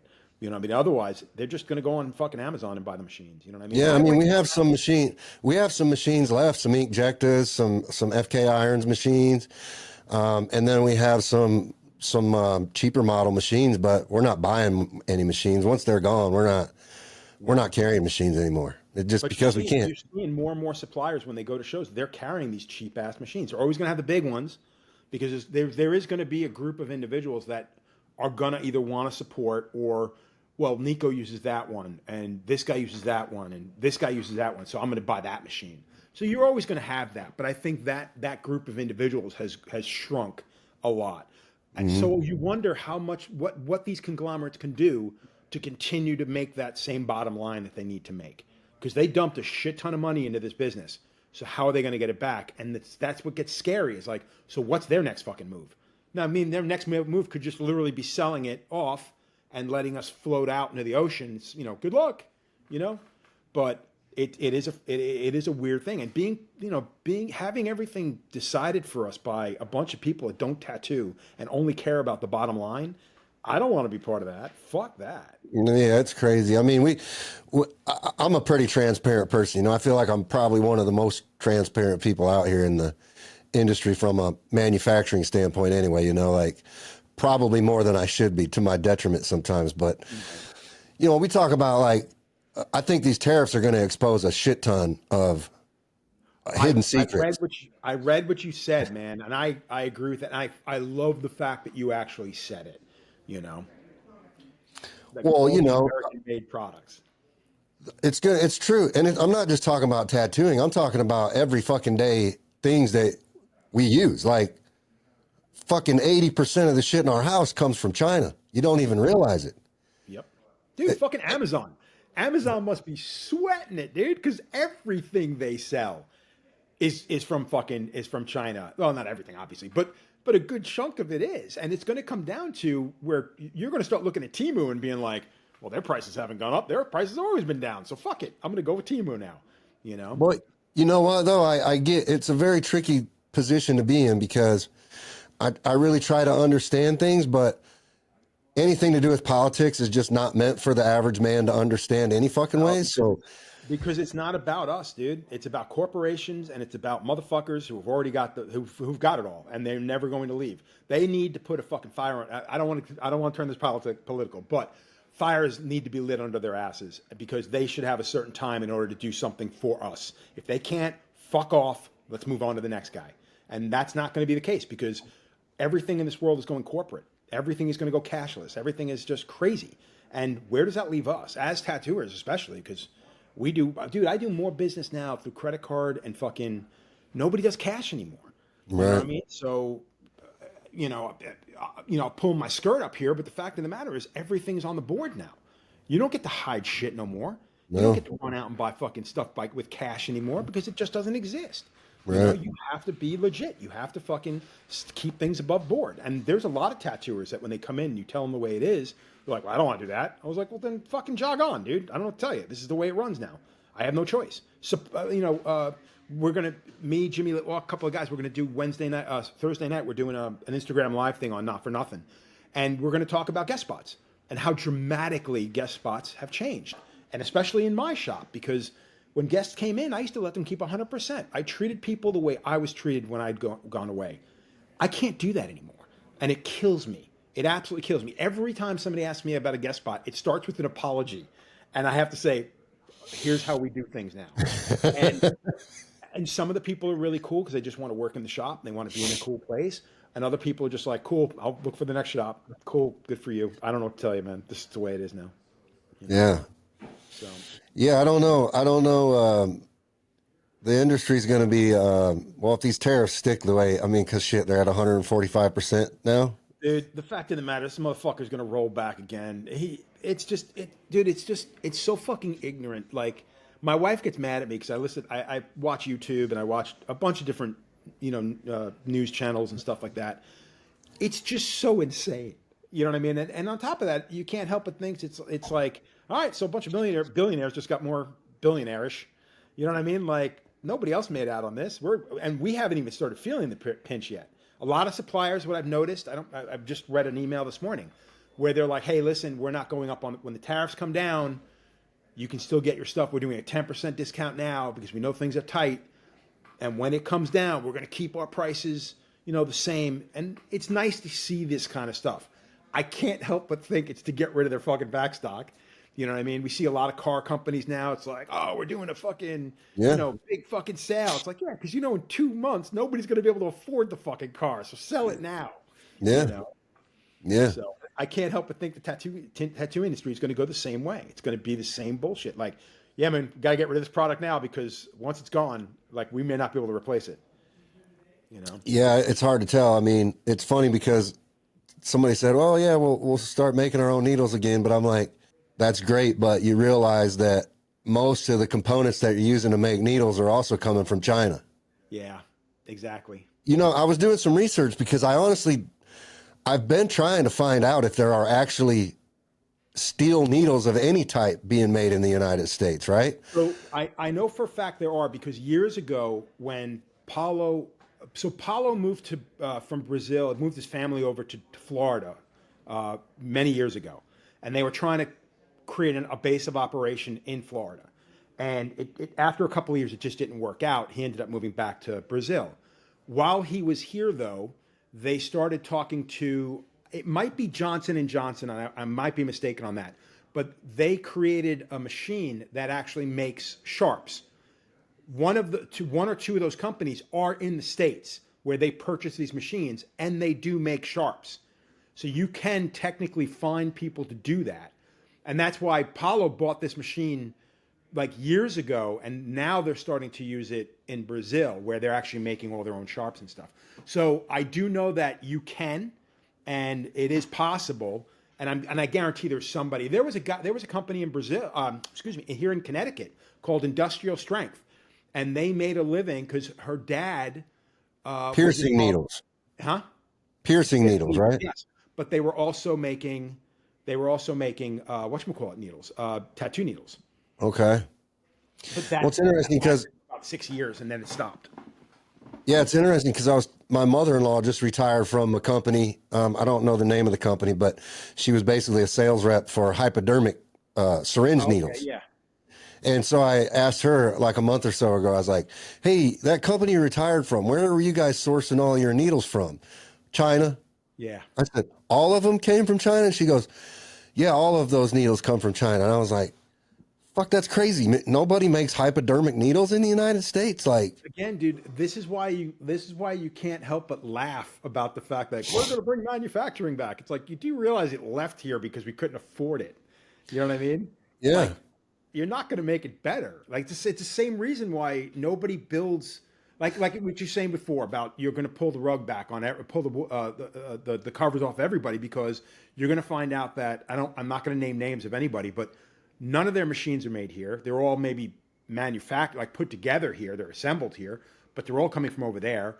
All the needle companies, for years it was like, oh, there's only three companies out of China that are making them, whatever.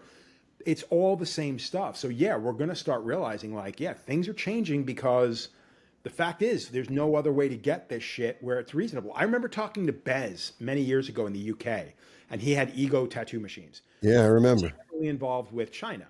And his big thing was he wanted to make a British-made machine, manufactured and put together and assembled in fucking England. And for like a year, he tried to do it. And it literally came to the point where it's like, you can't build it because it's entirely too expensive. And it's going to be the exact same thing here. There's a reason why things are only assembled here, not made here.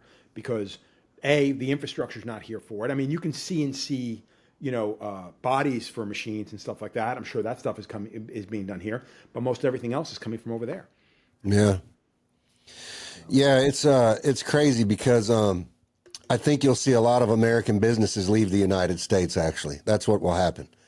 Yeah. They'll move their businesses south of the border where labor's cheap, where rent's cheap, where they don't have to be faced with tariffs. Yeah, and that's what will happen. So it's interesting when you hear tariffs are being imposed to bring manufacturing back to the United States, but like you said, it's still too expensive to manufacture in the United States. I mean, you would have to outfit your factory completely with robots, basically. Well, so that was, I know we a lot of politicians were talking about it, like Elon Musk and whatever, but they're saying how, the new job is going to be, learning how to use AI, learning how to program, robots. So basically the workforce is going to be people who build robots, because once those robots are in, this is like every sci-fi horror story, It's like Black Mirror. Yeah, exactly. And again, we deal with a similar situation. So you're manufacturing things to make manufacturing cheaper, but what happens to the people once that's done? Then there's no room for those people. Because realistically, the ideal situation would be, getting your workforce down to 4 human beings who know how to program computers, and maybe 2 or 3 maintenance guys who can do repairs. AI is the same thing. It's like eventually we won't need the four guys. We're just going to replace that with AI, and then you'll have 2 guys who can do maintenance. You know what I mean? So it's a slippery slope that nobody is considering. You know what I mean? And I think they're considering it. They just don't fucking care, because they've all got their their way of thinking. They've all got the side they've chosen, and now we're just basically waiting to see which side wins. We talked about this with AI, with the tattoo industry. Like this black dot. I'm sure you saw that on. We're covering a lot of subjects. I don't know if you want to go down all these fucking roads. No, it's good. I love it. I just love to let the conversation flow. So yeah, it's cool. Yeah, but we talked about black dot. I had more friends that are not in the tattoo industry. They're like, dude, you see this on Shark Tank? I'm like, that product, that machine's been around for well over a year or two. It's a fucking joke. It's put together by a guy who thinks he knows something about tattooing. He doesn't, and you listen to them talking about it. You're like, do I think that will eventually be a thing? Yeah. Well, all the dumb people, I shouldn't say dumb people, but all these people that are coming in for their little bitty tattoos, of course, they're going to go in, they're going to get their little, little ridiculously small tattoo, pay too much for it and fuck off. Or worse, they're going to get the exact same tattoo that a guy in Brooklyn right now is charging, $1,900 for, and they're going to pay $55 for it, because a fucking machine did it. It's still going to look like dog shit in a short period of time, but you know what? Cool. It's going to be like what we used to do back in the day when you go to the fucking pier and you'd get a crushed penny. You get a smashed penny with an image on it. That's going to be their version of a fucking tourist trap fucking collectible thing, a souvenir. So I think that there's a place for it? Yeah. And I think there's a place for regular tattooers to just do their fucking trade, because you're never going to find a machine that's going to cover a body. You're never going to find, it just doesn't exist. You need that tactile, skin to skin, know what I mean? Or latex to skin. You need some kind of human element to make that work. You know what I mean? So I think it's all going this direction, though. It's all going corporate. It's all going, AI, Yeah, we talked a lot about Black Dot on that first episode when I had Ben Shaw on, actually, and it's crazy because they've got like $7 million invested in that project, and I'm just that blows like, my fucking mind. But again, this is the same thing. What was that crap that Evanescent the BNA bullshit. Yeah, and dude, look at all the dudes. Like, these are guys. These are the same dudes that would shit all over television, that would shit over anything that was, anything different from their upbringing for 20 years, right? They fucking wave a little money under everybody's nose, and they fucking all caved for one of the dumbest fucking products any of us have ever heard about. Right. And you sit there and it's just like, wow. And all I remember is, and this is where it's fucked up, because these corporations go, no, we got to get the old school guys. The old school guys, they're the ones with the most integrity. Dude, those motherfuckers got called out so fucking fast. Like, good friends. It's like, oh yeah, fucking, this is how you're going to sell out for this shit product? Are you fucking kidding me? Something none of us can afford, and most of us think is fucking stupid. Congratulations on picking the right side. Jesus. But that's how insane, like how fucked this business can be, and how cliquey this business can be. Like, friends of friends were just kind of like, nah, fuck that dude. He's a douchebag. It's just like, what the fuck? Or behind the cameras, like, yeah, I talked to him the other night. I told him he's a fucking idiot. He's like, yeah, I know. It's like, how does that, like, TV is bad, but some corporation that knows nothing about our industry but trying to make money off of it, that's good. Well, have you seen the new one with the fucking ink that reacts to light shining on it? Oh God, yeah, that's again. Look at the guys who came out for that one too. Again, all these dumb shit tattooers that are charging too much money for tiny little bullshit tattoos. And the worst part is, I do think that there are going to be people that are willing to do it. And again, I don't necessarily have a problem with that. But by the same token, do you know any of the science behind what you're putting under the skin? Exactly. Years ago, when nobody wanted to put fucking UV light under people's skin, now you're going to use something that changes, and you're going to tell me that that's somehow more safe than the fucking pigments we've been putting in the skin for the last fucking couple of decades? Dude, how many people come into your shop and ask for blacklight tattoos? It goes in weirdly. It goes in spurts. Fucking happens a lot. Yeah, it goes in spurts. Like you won't hear anybody mention blacklight for 5 years, and then all of a sudden, over the course of a month, we get people coming in and asking about it. And what do you say when hey, can you do a blacklight tattoo? Do you have that glowy ink? Yeah, we just tell them we don't. I mean, dude, I had it in my pinky. You did? In my pinky back in 90. At 99, I think 98. My wife and I got like we got like little matching blacklight tattoos. And dude, and it's funny because we'd go away and we'd be in like Rock City in Tennessee, and there's a thing where they have all these black lights, and we'd point and you go, oh my god, you can still see the thing, and it's like it's been a few years now. It's like I think it stopped glowing after about 12 years. 12 I years. just always tell people it's an urban legend. I'm like, that's not even a real thing. That's just an urban legend. We just tell people it's shit pigment, doesn't hold up, and But I've also told people like that were dead set on it. It was like you find it and you buy it from a reputable place. I'll do it for you. I don't give a shit. I'm not guaranteeing anything. Back. I mean, I did paw prints on the sides of a guy's throat back in 2000. Blacklight ink, and then I did racing stripes, two like Adidas stripes down his arms, symmetrical fucking lines down his fucking arms. But the kid was a club kid, so he went the first time and everything had to be touched up. So the second session, I got to use a fucking blacklight while I'm tattooing him.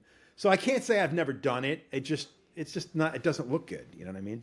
Do you remember the tattoos that were like they were like a little wavelength that you were supposed to be able to read with the thing, and it would be like your grandma's voice talking to you or something. I love you, darling. There was an episode of Best Ink that they had to create a tattoo around the wavelength, and the idea was it had to be a cool design that included the wavelength, and the wavelength had to work. And some company came in and they were telling us about it, how amazing this idea was, and I'm like, this is the dumbest fucking thing I've ever fucking heard, because A, it's never going to take off, and when this app is no longer available, these dopey bastards got this stupid wavelength tattooed on them that nobody's ever going to know what it meant. Yeah, but there was a lot of people getting those tattoos. They're still getting them. So the app's still there? Oh, I don't know. That's what I'm saying. I can't imagine it is. You don't hear about it. I haven't had somebody ask about that in 10 years, 12 years. It's funny. It's funny. The amount of dumb shit. You know what's funny? It's amazing to me that we don't have more dumb shit coming down we all dealt with the fucking, sand clocks and fucking pocket watches and blue-eyed lions and fucking owls and all kinds of shit. That's still happening. But the fact that we're not considering TikTok and Instagram and all that stuff, the trends are not they're tried and true trends that just don't go away. Like the infinity symbol. I mean, we still get people coming in not as much as usual. Like it used to be like at least a couple of times a week. Now it's like maybe once a month, whatever. But you would imagine there'd be bigger and crazier trends happening, like the blackout trends. It's fucking nuts. Yeah. Yeah. I'm waiting for tribal to make a comeback. Well, I mean, we see it happening, but just in a really janky kind of way. You got a lot of these traditional guys that are throwing the tribal into most of their designs, and people are going for it, but it seems to be more of like I don't think it's become a true trend again. I think it's more of like, it's like a wannabe trend. It's like, oh, remember tribal? I'm going to throw it in on a skull and blah, blah, blah. And it's like, all right, cool. You're never going to do that again. I don't see how that could ever become a trend again. I feel like that's the most shit on style in the history of tattooing. Well, dude, tramp stamps, again, tramp stamps used to be a very fucking cool place to for a woman to get tattooed. Now it's become a Saturday Night Live skit, Every time you see a dude at the beach with mad ass tribal on their arms, you're like, that is a cover up that has not happened yet. Yeah. Right. But speaking of styles, you were on maybe it was an Honest Tattooer podcast or something recently, but you were talking about your style particularly, and your position in the industry now and how important it is to be adaptable in styles and things. I think that's what you were talking about. Yeah, for the most part. I think, back in the day when I first got into tattooing, obviously you do everything. Like you don't pick a style, you do whatever people pick off the wall or bring into you. And I did that for many years. And then eventually the pinup thing, I was always into pinups. I came into this business as an airbrush artist. Some of my biggest inspirations were like Gil Elvgren and George Petty from back in the day, Olivia, Hajime Soriyama from the current days. So I was always about that. Whenever I did artwork or paintings or whatever, it was always based around pinups and the human figure. So when I got asked to do a pinup on the skin back in it would have been 90, maybe 95. That got published and it just blew the fuck up, because at that time nobody was doing color pinups and everything was either a Sailor Jerry pinup or black and gray pinup. And it just took off. So I was able to do that for many, many, many, many years. Now it's one of those things where I find myself like, yeah, dude, I do more black and gray work now than I've done just about my entire career. I do a color piece every couple of weeks, it seems, you know? Really? So it's one of those things where I've often said, and there'll be people that argue with me or whatever, if you're not in the trend and you stand out, then you're most likely not busy. Because we see a lot of older tattooers that have a style which they either help create or they became known for, that are sitting on their fucking hands when they go to conventions. And you see everybody else is doing neo-trad, they're doing straight up old school traditional Japanese, or they're doing black and gray realism. You know what I mean? And the guys who truly stand out are the ones who sit around most of the time. Because that's what I've seen happen to me over the last like 6 years. Where other new school guys, Victor Chill, well, I'm drawing a blank on everybody. God damn. Even Jesse Smith to a degree, I don't think he's quite as busy as he once was. You know what I mean? Sure. Because we're no longer the hot new thing. We're the old guys who did the hot new thing, you know? But that's gone. That's come and gone. So now people want the new guy who does that shit. I love what Tony Ciavaro has been pushing with his magazine. It's Skin Paper Paint. You should talk to him. I love what he's pushing, which is this whole drawing thing. Like his magazine is about originality. It's about, I mean, it deals more about new school because name a style that is completely original, that doesn't rely on AI, that doesn't rely on, crazy photo reference, that doesn't rely on anything. You know what I mean? You look at like Trash Polka. While at the time it was a truly unique way of doing things, it relied heavily on some kind of black and gray realism and some kind of tribal, and design work.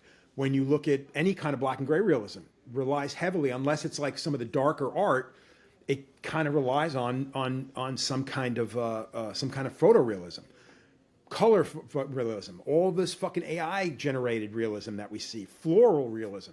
It all relies on some kind of like photo, where Tony's more about like, no, Victor Chill's got an original style. Jamie Eris from fucking the EU has an original style. Tom Strom has an original style. I kind of had an original style.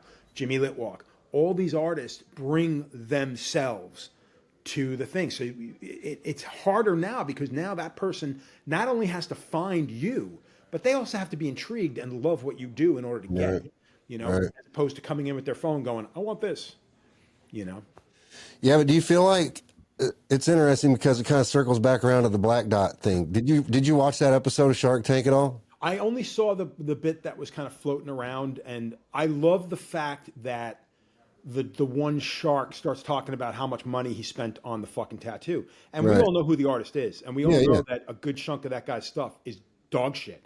None of it heals up the way it does. It's all looks great on fucking when the photo's first taken. But now granted, I will say this. I've only seen maybe 6 or 8 of his tattoos that were healed, that were some of the bigger name, bigger pieces that he'd done. They were dog shit. You know what I mean? And whenever you look at tattoos, like he was one of the first guys to start seriously doctoring his images, his photographs, So when that guy's telling you how much money he spent, go fuck yourself. First of all, if you spent that kind of money, it's because the artist saw you coming. And you were too stupid to realize you were being fucking taken advantage of. Because if you're spending that kind of money and you're not getting a traditional Japanese fucking tattoo, and that price did not include the fucking flight and stay in Japan, then you're a fucking idiot. If you spent that kind of money. And then on top of that, you look at that fucking guy, he's not covered in fucking tattoos. Like, give me a fucking break. What are you, showing off your fucking half sleeve at the fucking golf course? Give me a fucking break. Yeah, it's interesting because after that, I went out and picked this up, right? Okay. So this dude was actually on the cover of Ink magazine. Why is he covered? Well, I wanted to see, I'm like, well, I want to see what $300,000 worth of tattoos look like, And then I found out that he was in this magazine, so I'm like, well, I'm going to go pick it up because I want to see, like, what does $300,000 worth of ink look like? And he actually does have quite a few tattoos, but the point that I was trying to make was what you said about having a unique style.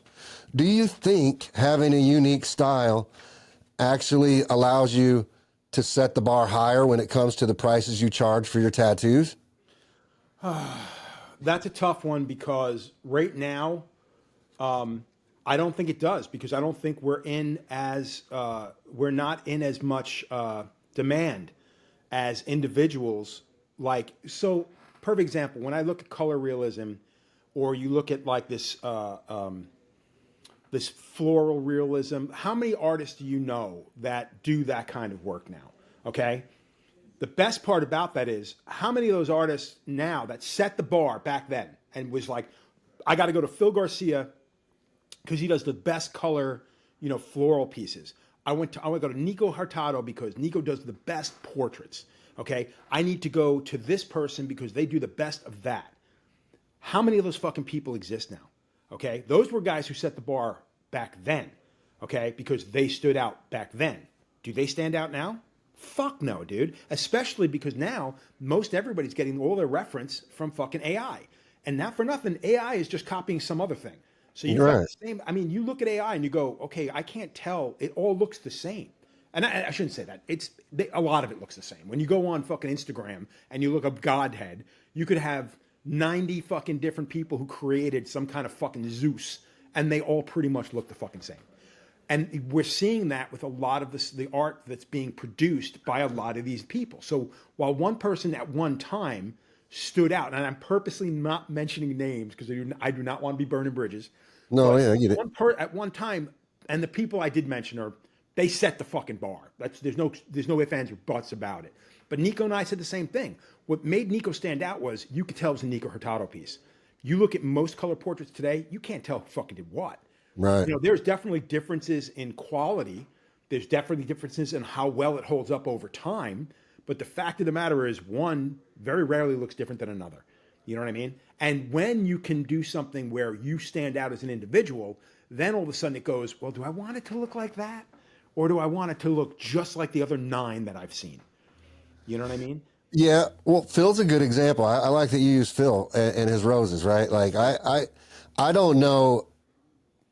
I haven't seen anybody tattoo a rose as good as Phil can tattoo a rose still. I mean, maybe there is, but I'd have to look for someone like that, right? Like there aren't a bunch of artists jumping out and saying, oh, they're fucking killing it like Phil kills it. Phil still has a very distinct advantage. And that's kind of one of the reasons I mentioned him, because I think his stuff does stand out as his own.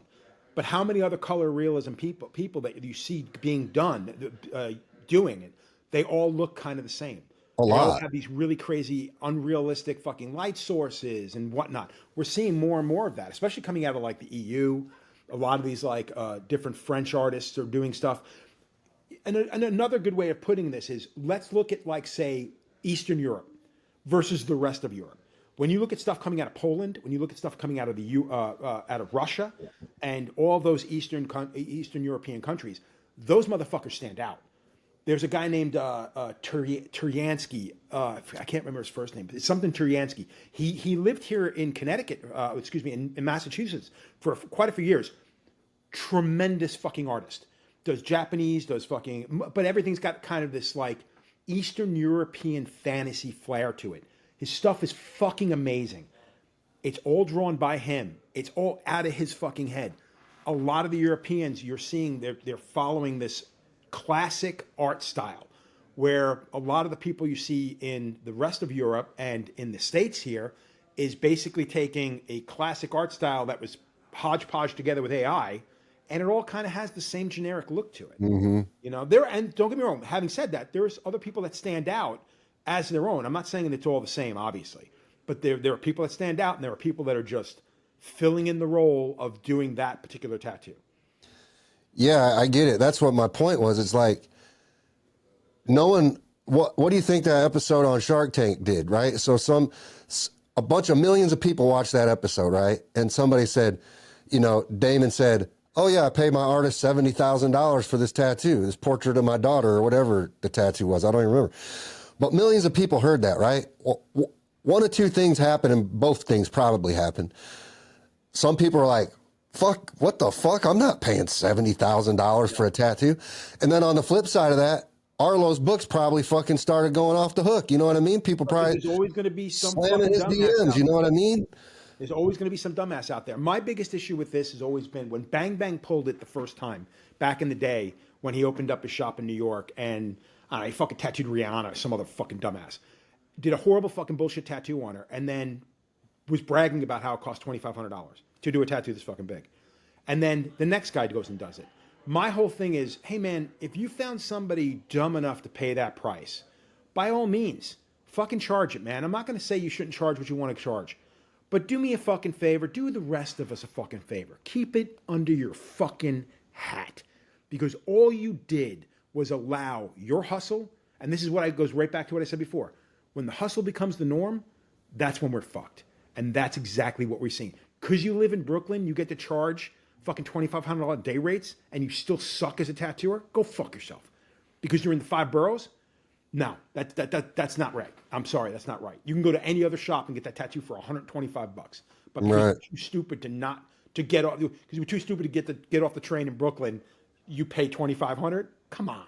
For sure in that case. But what I'm saying is, if you take a guy like Phil, or even like you, who have a very distinct style, who I can't go to somebody else and get a Joe Cap tattoo. I have to come to Joe Cap to get that tattoo, right? I feel like in those are the customers that I feel like Phil should be able to charge whatever the hell he wants to charge for his roses. Again, that's why I say, do what you do. Just don't tell anybody. Yeah. It's between you and your client and whatever prospective clients you're going to get. But when you start announcing what it is that you charge, dude, Russ Abbott's a perfect example. And again, I was going to reach out to Russ. I'm going away next week. I'm going on this big ass road trip, bringing the podcast with me. I wanted to talk to Russ because Russ came here for our grand reopening when we moved to the new location, like fucking 16 years ago. We used to be friends. We were friends. I don't say he's an enemy. He's not. But when you go out there and tell people, how much are you charging? You need to charge more money. No, dude, this is a giant country. It's a huge world. When you're telling everybody they should be charging $250, why? Because you feel bad about charging more money and you want you to be the norm? No, dude, I'm in Connecticut. I'm in a good part of Connecticut. I can't charge crazy fucking prices like that. Nobody's going to sit with us. You know what I mean? And now having said that, there are a handful of people who follow the trends, who do the black and gray realistic tattoos, who do the stuff like that you see in every fucking inked magazine. You know what I mean? They can do a day rate. For what I do, it's not in that great a demand. And again, if someone flies here to get tattooed, I'm not charging them some fucking retarded price. I'm going to charge them what I feel the tattoo is worth. And the fact that they flew here makes me feel honored that they did that. Now, granted, that's not the norm, but I don't fucking go out and have seminars telling people you need to be charging fucking more money. You know what I mean? I don't tell people how to come up with some crazy fucking grift that, make your client pay for X amount of sketches and how many changes they can make to a sketch and all kinds of crazy shit. And then host a seminar that these people paid to sit in on that you're making money off of. Like, dude, you do not do that. That's something you sit in the back room of a shop and you talk to your 3 closest fucking friends and you let them in on the thing. You do not turn it into the normal way in which we try to work, because that's when you're going to run into pushback and you're going to run into people. And granted, having said all that, there's countless people that are going to back what Russ says and going to do exactly what he said to do, and they'll be able to get away with it. But when it goes wrong, it goes fucking viral. And we saw that happen with that, whatever they call it, Tattoo Gate. Where everybody jumped on that. Oh, yeah. So that's the problem I have. And again, that guy is just flexing. I spent fucking X amount of, who fucking cares what you spent? And now having said that, what did he say about the black dot machine? None of them backed it, right? No, they just thought it was a shitty business plan. Well, yeah. No, that's true. I did hear about that. I want to actually get that guy on the podcast too, the black dot guy. You should, dude. I'm sure that guy wants any kind of fucking advertising he can get. Well, I just want to know more about it. Like when I was talking to Ben from APT, which I'm glad you brought up APT too, because I think it's an important topic to discuss. I think things like that are going to become major topics across the board.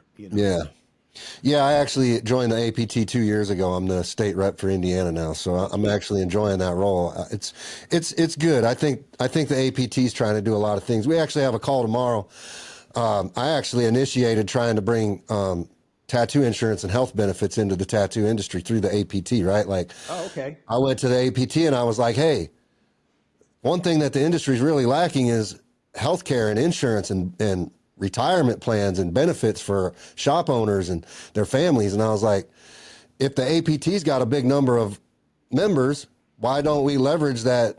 Create a group And get group insurance and be able to offer cheap insurance rates to the tattoo community. So that was great. We've gotten some momentum going behind that. We actually have another meeting with the insurance companies tomorrow to talk about where we're at. That was something that I remember being discussed many, many years ago for shop insurance, that like they were trying to do that, and then it went nowhere, and then an outsider came in and did it. And those slowly go away because everything is becoming too expensive. Everything's becoming too hard to insure. Yeah. Well, it was great because we actually got some momentum. It took a while. I mean, I had to really try to get them on board with that. It took some convincing, but then once we got the momentum going, it was like, oh, well, what if we get the APP involved, and then we can increase our numbers even more? And exactly. So now they're actually talking about doing more. So I think it's actually going to become a real thing. And I'm super excited about those kinds of things, This was one of the things that when I talked to a couple of local artists that were trying to get involved with the health departments here in Connecticut, in the state here, when it was asked of me to take part, I was like, absolutely not. And they're like, why? And I'm like, because this is a thankless job that while you are doing good, you are going to give more time to it than you think you're going to have to. And in order to make it happen, you're going to have to do that without with no other rewards, because nobody's going to give a fuck about you. Most people are going to hate you for it. Most people are going to talk down to you about it, even though it's technically for the good of the industry. And that's right. The thing. Like, I think you have to know what you're getting yourself involved in. Yeah, that's the scary part of it all, right? Like if I talk about, like when I wrote this article in Skin and Ink about gatekeeping and like why we have to stop. I don't even like using that word because I think it's such a bad word anyway in the industry. My article was just more about strengthening the gates. Like it's not about ending gatekeeping. It's about how do we strengthen the gates? Like what I was saying earlier, it's ridiculous to me that the hair industry is more serious than the tattoo industry, right? Like how come just anybody can go on Amazon and buy supplies and tattoo somebody? That shouldn't be allowed to happen. Right. Well, and that's been my issue with the health department since I got into this industry, because how many times did you have the health department come in and give you shit about something in your shop when you know full well there's four people tattooing in their basements within your town, and when you tell them about it, it's like, well, we can't do anything about that. Well, then why the fuck am I giving you money? Because you're busting my balls. I have to pay insurance. I have to do all this stupid shit, jump through fucking fiery hoops, and the fuck up the street is taking appointments for me? No. If you can't do something about him. Well, that's when it comes down to consumer education, right? We got to educate the clients, right? You got to teach the client the difference between going to somebody's house and getting tattooed versus going to a licensed studio and getting tattooed, and the difference between those two. Right. Dealing with a licensed, educated artist versus a guy that bought a kit on Amazon and is just tattooing in their house, and what the differences there are. This goes back into product education and all of these types of things. Ensuring the safety of the client. I mean, dude, let's be real. The average Joe doesn't know the difference between a good tattoo and a bad tattoo. Most certainly, yeah. They don't. They can get a shitty tattoo and they'll think it's the greatest thing in the world. No, I agree. And the thing is, one thing I was taught when I first started tattooing the first month was don't ever tell people they got a bad tattoo, because there's nothing they can do about it. If they ask and you tell them, but you don't just walk up to somebody and be like, dude, who did that piece of shit? As far as they know, they got a good tattoo. If they ask, then it's all bets are off. Then you can say whatever the fuck you want. I disagree. I think you got to tell people when they got a shitty tattoo. Yeah, but unless you're baited into it or asked about it, I usually try. I will admit, whenever somebody comes in from a shop, comes in here for their first tattoo, whatever, and I see work, whether it be good or bad, the first question is, who did that on you? I mean, I want to know, you know what I mean? Because a lot of times my guys don't ask. I'm like, dude, who did all that work on them? And they're like, oh, I don't know. How did you not ask? Like, they did. That was really good stuff, or really bad stuff. And you should tell them, like, hey, if you ever want that stuff touched up, Exactly. Exactly. Yeah, we were just talking about that locally. Where there was a local guy here, and he was like, I'm slow, and I was like, dude, go to the fucking store and look for people with shitty tattoos and hand them your business card, bro. Yeah. That's honest to God, dude. Well, dude, the fact is, I think that's what's going to separate the levels of tattooing right now, because you've got people that can't talk to anybody, have no way of, they don't have portfolios. They have their phone. You know what I mean? They don't carry around business cards. You know what I mean? They may not even have a QR code for someone to copy, So I think we're going to start seeing more of that, where people are just simply going to be like, I need to get work. I mean, dude, we're doing everything but straight up like bullshit advertising. Because again, I don't necessarily want every little tattoo that wants to get tattooed. I want to get quality clients. And that's something I've often said with a lot of conventions that are out there. The quality of client walking the floor is not what it used to be. You remember conventions back in like in the mid 90s and the early 2000s, people went to get tattoos they couldn't get in their hometown. Right. And there was always a couple of guys there that just did flash, that did stuff that was like the little bangers or the pieces that they could get from any shop in that particular town. But for the most part, it was like the people who traveled from across the other side of the country or came over from a different country. And they were busy because everybody was like, I'm going to Indiana. Oh, this is Joe from New York. He does this style. I got to get tattooed by him. Oh, this is Philip Blue. Came to North Carolina, dude. Like Philip, Little John got fucking Philip Blue to come to Greensboro, North Carolina. Dude, do you realize how big that was back in the fucking 90s? That was like bringing God to church, for fuck's sake. And it was literally one of those situations where it's like, that's right. Little John got friendly with him and brought him here. Yeah. Like, that to me was like, holy fucking shit. Very few conventions do that now. Now it's just a bunch of, and again, I'm not entirely knocking all of that, but again, it's become the norm. And the shows were a lot smaller then too. Oh, dude, and that's part of the problem, dude. The thing is, promoters took the fucking Troy Temple fucking school of thought. Make a big convention, sell a shit ton of booths. You've already made your money. And that's it. What happens at the door, happens at the fucking door. I either bring people through or I don't. And again, Philly's one of those conventions where he can bring tens of thousands of people through the door. Good on him. Motherfucker give away half the booths of 1,000 booth convention, which most of his shows are now. Like Denver, all these shows are like 800 booths, 1,000 booths. Dude, if he gave away half of those booths, gave away 400 booths, he'd still fucking bank just on what he charges for the fucking booths. You know what I mean? So it's when you look at situations like that, then that show should not suck. If you can't get people through the door, don't host the fucking convention. And we're seeing this happen everywhere. Shows that I thought were going to do well. Here in fucking, just in New York. Dude, the fucking Empire show, I've never heard a good thing about it. People who come from overseas, they fucking love it. Oh, I did my 3 tattoos, or I did my 1 tattoo all weekend long. Anybody local who goes to it, yeah, dude, you sit on your fucking hands. It's cramped. There's not enough fucking room. Anybody who's coming in there has already got an appointment. Nobody's just walking around. You know what I mean? The last New York convention, I heard the same fucking thing. Brooklyn happened, same fucking thing.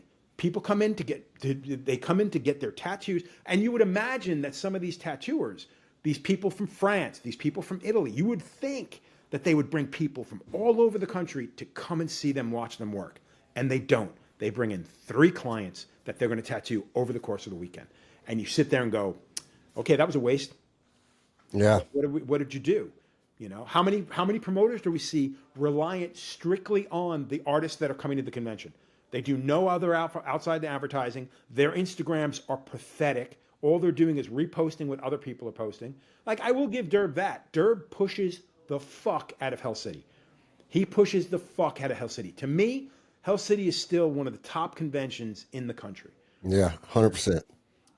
So 100%. it's one of those situations when you're looking at situations like that, there's no excuses for putting on a bad convention. The only excuse is there's too fucking many of them and people need to stop fucking supporting them. And I know that's harsh and that's shitty, but in all honesty, that's how I feel, because I think you've just watered down everything. And now people are just like, I'm going on this road trip. I'm stopping in North Carolina, Georgia, Florida, Alabama, Tennessee, and ends in Columbus, Ohio for Hell City. Tennessee and Alabama only there for a night, so I'm only doing the podcast. But I have time available in Charlotte. I have time available in Georgia, and Florida. I'm only doing 1 day, so I've already booked that up. Know what everybody's been asking me? Oh, dude, if you're coming through Kentucky, you could work in my place. Oh, dude, if you're stopping in Texas, I got a place for you to. Here's an idea, motherfucker. I'm going two states that I've already announced that I can't get people to come to, and you want me to go there? No. How insane is this? Like, I'm already going out of my way to fucking get to people, and that's still not enough. And Right. that's what we keep finding. It's like, oh, you do a convention in Indiana, well, why don't you come to Ohio? Dude, I'm in Indiana. It's a fucking 2-hour drive. Just drive to fucking Indiana, to Indiana. That's the thing. I think everything is, again, it's gotten too simple. People nowadays, with I'm on a tear now. We talk about, like, we have for the shop, we have Instagram, Facebook, Twitter. We have a phone for the shop. We have internet. We have a email address for the shop. We had to buy a fucking cell phone for the shop because people only communicate through texts now. So now we've given you 6 ways to reach out to one of the artists here. Now you include the 8 Instagram accounts that each one of these artists has. Now you've got fucking 14 different ways to reach an artist. How fucking ridiculous is that? 14 ways. And everybody tells you the same thing. Well, if they reach out to you through Messenger, you should make it that, then you talk to them through Messenger. If that's, okay, I forgot about Messenger. So, well, I guess that's part of Facebook. So now you've given them 14 different ways. God forbid another way comes up. Thank God we don't use WhatsApp in this country, because then I have to make a WhatsApp account for the fucking shop. Come on. Back in the day, it was like, you call the shop, you book your appointment, you get the appointment. I understand we live in the day of computers and all that other bullshit, but you set a bar and you make people go over it. You don't let them so they can sneak in every single time. Dude, Right. we do Venmo, we do fucking PayPal, we have an ATM, we accept credit cards, we accept what's the other fucking pay thing, Cash apps. Exactly. So how much more? It's not enough that you. Oh well, do you have Venmo? I don't have PayPal. We'll even accept your firstborn child. That's not a bad thing. But that's my whole point. Is like, we have completely lost control of this industry, and the fact that everybody is okay with that is insane to me, because everybody's like, no, customer's right. No, customer's not always right. Sorry. Yeah. If COVID taught us anything, was just that the customer's not always right. When you go to a restaurant, after all the bullshit that these restaurants and bars went through for COVID, and then you leave them a shitty response because of how you were put out to go out to dinner after a fucking a pandemic, because you don't like the rules that are being put up, go fuck yourself. Go stay home and make dinner. You know what I mean? Because that's the one thing I think it's taught a lot of restaurant owners. And again, I think that we've let that slip away, because if we say something bad about it, the next guy's going to go, oh, that guy's an asshole. I'll do whatever you need me to do. No, dude, if you stuck to the bar as well, and we all stuck to it, then we're great. This is perfect. And then we now tell the clients how we need things to be done, But no, it's the same thing with the tiny little tattoos on a finger. Oh, I'll do a portrait on your finger. I'm going to charge you $2,000 for it. It's going to look like dog shit. Now it becomes, can you do a portrait on my finger, Joe? No, it's not going to look good. Well, that guy will do it. So what I got to say? I got to say, okay, well, then go to that guy. Right. Okay, sit down. I'll do it. You know what I mean? That's what's crazy about this. We've all lost our sense of fucking direction, and we're just doing whatever we can to hold on and to stay out there making money. Yeah. That's crazy to me. I don't think that's the way it should go down. Yeah, it's crazy. Well, I'm glad you mentioned your road trip, because you're starting that next week, you said? Yeah, I leave on Sunday. I'm leaving Easter Sunday. The first place I'm hitting is Rodney Raines, Ace Custom Tattoo. I've known Rodney since, 98 or 97. I don't remember. It's 97. Fuck, I don't remember. We've talked about it a couple of times. I keep forgetting. And I've known him. He's one of my best friends in the industry right now, And then from there, it's funny. I'm visiting all my old, people I've known for decades, from there I go to Snellville, Georgia.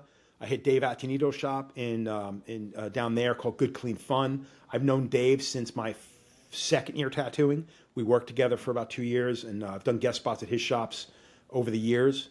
Then I go visit Jimmy Litwalk. We're hooking up with our friend Fudd from Ohio. Mm-hmm. We're going down to see Emerson from Hatchback Irons. We'll probably hit Jimmy's from Lucky. And then we're making my way. I'm going to go visit Sean Herman in Alabama, Turk in Tennessee, who moved from San Diego, and then the Ohio commit, and then Hell City. So. And which spots do you have availability at? I have availability in Charlotte at Rodney's. I have one spot available there, and I've got two spots available in Snellville, Georgia. And again, if for whatever reason it doesn't work out, I'm planning on doing the podcast at all these places. So that was part of the reason for going away for 2 weeks, was to try to hit all these different places and do the podcast with friends and reconnect. Well, let's hope the books get filled up for you. If somebody does want to contact you in one of those spots to get a tattoo, what's the best way for them to hit you up? Realistically, fucking Instagram. But I also have an email address. It's joe@joecapobianco.com. And that's a guaranteed way to hook up with me. But again, I've been telling everybody, out of convenience, if you see it on Instagram, just direct message me through Instagram, Okay. I'm going to put all your contact info in the podcast as well. And then, I'll get your travel dates from you as well, and I'll put those in there and the locations you're going to be at, so we can put all that in there as well. And hopefully we do have one other thing, and it's something I wanted to talk to you on the side about, but I'm going to drop it here just for the sake of doing so. One of the things that over the last several years, it's probably going back close to 5 years now, that I wanted to create was an app that basically, it's like kind of a map-based app that basically connects tattooers to clients, but you're able to give your availability in real time. So if you come into work one day and you've got the app, you're on the app as a tattooer, you can come into work, find out you've got a cancellation. You could put on that app that your profile says you're available right now. If other people are in the area and they put in, like, a client gets the app, they put in a radius of where they are, 5 miles, 2 miles, whatever it is, and you pop up on that map, they can now reach out to you directly. And through your social media, this is not a booking app. This is not about trying to change the way you do all your businesses. This is literally an app for you to connect right then and there to tell people, hey, I'm available to anybody who's looking for a tattoo in that area. If somebody follows you, say you have a group of clients, you have 10 clients, instead of you having to text them directly or go through a fucking list, you just say, hey man, do me a favor, get the app, put on your notifications. Whenever I have a cancellation and I announce it, you're gonna get a fucking notification saying, oh, Joe's got an availability today. I need to check this out. If I'm going to a convention, anybody in that area from that convention, they'll know, oh, Joe's got Saturday available at that convention. We called it Tattoo Drop. My wife, Tom Strom, and Jackie Sandylands, his wife, 2 years ago, I dropped this idea to Jackie, and I never pulled the trigger, mainly because it's a lot of work. It's money. But I was convinced with Jackie to basically do it. And the four of us have basically been hammering it out over the past year and a half, 2 years. It's about to go beta. Like, we're about to beta test it. You already got it going. Yeah, we have it. Well, we have a meeting tomorrow with the app company that I paid to do it. And basically, we're going to start beta testing it tomorrow. Oh, I guess tomorrow is the beginning of the beta testing. I'm hoping over the next couple of months, I will be doing more conventions, hopefully quality ones. But the idea is, because I'm going to try pushing this app. And the idea with this is, like I said, it's not a booking app. It's a map-based tattoo artist, tattoo client connectivity app, letting people know what's in the area. Whether or not those artists are available, they'll pop up on the map. You have to be part of the fucking, you have to join the app to get it, to be that. It's not like a Yellow Pages or a Google ad. But we're hoping, or I'm hoping personally, that we can change the way artists are doing business and connect to real people, man. Not just have these people cold call the shop, because they checked out the listings on Google and they found out that there's shops in the area. You know what I mean? We want people to really kind of like find a connection between the artist and themselves. And the idea behind this is there will be like every artist, every client will have like a page where it's all their personal information. You'll have 9 photos. If you're a client, you can put 9 photos of your fucking dogs. If you're a tattooer, there'll be a profile photo and there'll be a bunch of, photos of your work. All your social media will be on there. All your booking information will be on you. We're not looking to book appointments for you. We're not looking to take people's credit cards for you. We're not looking to take any money from you other than what you paid to join the app. which will be a nominal fee in all honesty. My concern, and this is something we talked about earlier, is the not frugalness, but how fucking picky tattooers are now. Like nobody wants to make a fucking change, And I'm hoping that we're able to get people to back an artist-driven thing. This is not some big company that came up to us. This is an idea that the four of us have hammered out over the past year and a half, and I dumped a bunch of money into it that I don't fucking have. So I'm looking to try to get somebody back for it, at least to pay myself back. But yeah, I really hope that we're able to get artists to, we're going to make a big announcement, big rollout. I was hoping to do it at Hell City, but like I said, we're just starting beta now, so I don't think it's the right time to do it. But you're the first place that I've really kind of brought it up in such great detail. Yeah, I like the idea because I will tell you honestly, with people knowing how connected I am in the industry to different artists, I get asked all the time. They're like, do you know an artist in Tallahassee, Florida? Do you know an artist in Dallas, Texas? And then I got to sit and I got to think. I'm like, try to think about who I want to send them to. And it'd be so much easier if I just said, well, hey, here's a nice app that you could download and it's loaded with artists, just check out the area that they're in them, and an artist that has availability will pop up. Exactly the mentality of individuals that I want to, I don't want to say have on board, although I would love to have you on board, but that's exactly it. The idea is that, people do that to me all the time, and I never know what to tell them. But if I know full well that there are individuals on this app that you could literally just go on there and be like, yeah, dude, check these guys out, check out the app, download the app. You don't have to be in the city to do it. You could fucking, do a targeted search, and it's going to tell you who those people are. And I would like to think that the majority of the people on the app are going to be quality. It's not all about, we're not looking to just fucking want rock stars on there, because you know as well as I do, most rock stars don't want to talk to regular people. Right. We just want tattooers that are going to be like-minded, that want something that's not, I don't want to rely on Instagram. I mean, we rely on Instagram entirely too much, and we've seen that bite us all in the ass. I don't want to rely on TikTok, but by the same token, I don't want to replace either one of those. Right. I just want to give people another option for them to connect with artists, and then you can use whatever bells and whistles you use at your disposal to get to those people after they've already connected with us. Yeah, no, I think it's a solid idea. Well, I'll see you in Hell City for sure. I go, fantastic. Yeah, it's my favorite show. And Derb's one of my best friends. So, I love going to that show. I'd have you on my podcast, but I'm pretty certain we covered just about everything we talk about. Well, hey, anytime you want to have me as a guest, I'd be honored. Most certainly, dude. Like I like doing things. I want to be together. I did this once with Jimmy, and I just didn't care for it. It's not. Well, this was fun. This was really good. But I like doing the thing in front of people and having that connectivity. Yeah. When I did my first podcast, I used to carry it around to all the conventions, and it was fun. So I sat in when Scotty was doing the podcast with you. Yeah. That's another thing too. You talk about burn bridges, and I felt that in my soul when you were talking about that, because Scotty's one of those guys that I'm not really friends with anymore. And it's a shame. I love that dude, man. I still love that dude to this day, and it's a tragedy that we had a falling out the way we had a falling out. And I felt that in my soul, man, the fact that you have friends and you lose friends over the course of time. And it's one of those things fucking sucks, man. Like I said, this business, I mean, I'm guilty of it. I'll admit it, I've reconnected with a handful of people. There's still a couple of people that fucking could drop dead. I can give a fuck about them.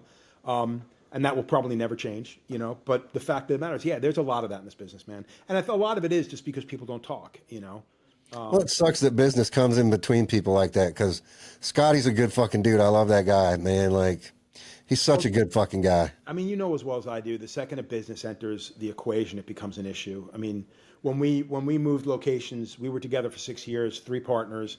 And when we moved to this location, I was like, yeah, I'm taking it. Like, you guys can call it, you could say it's your own shop, I don't care.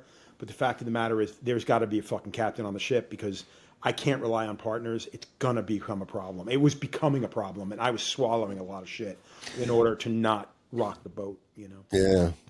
Scotty and I had a lot of fun on that podcast, That was a good time. I sat in on one in Lenore, North Carolina, and I would watch and listen every now and again.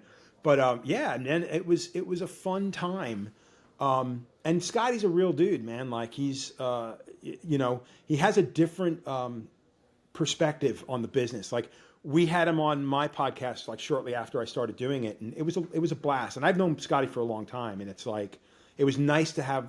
A lot of people were just like, "Who the fuck is this guy?" And I'm like, the fact that you don't know that's lesser for you. You know what I mean? Like it goes to show me who you are.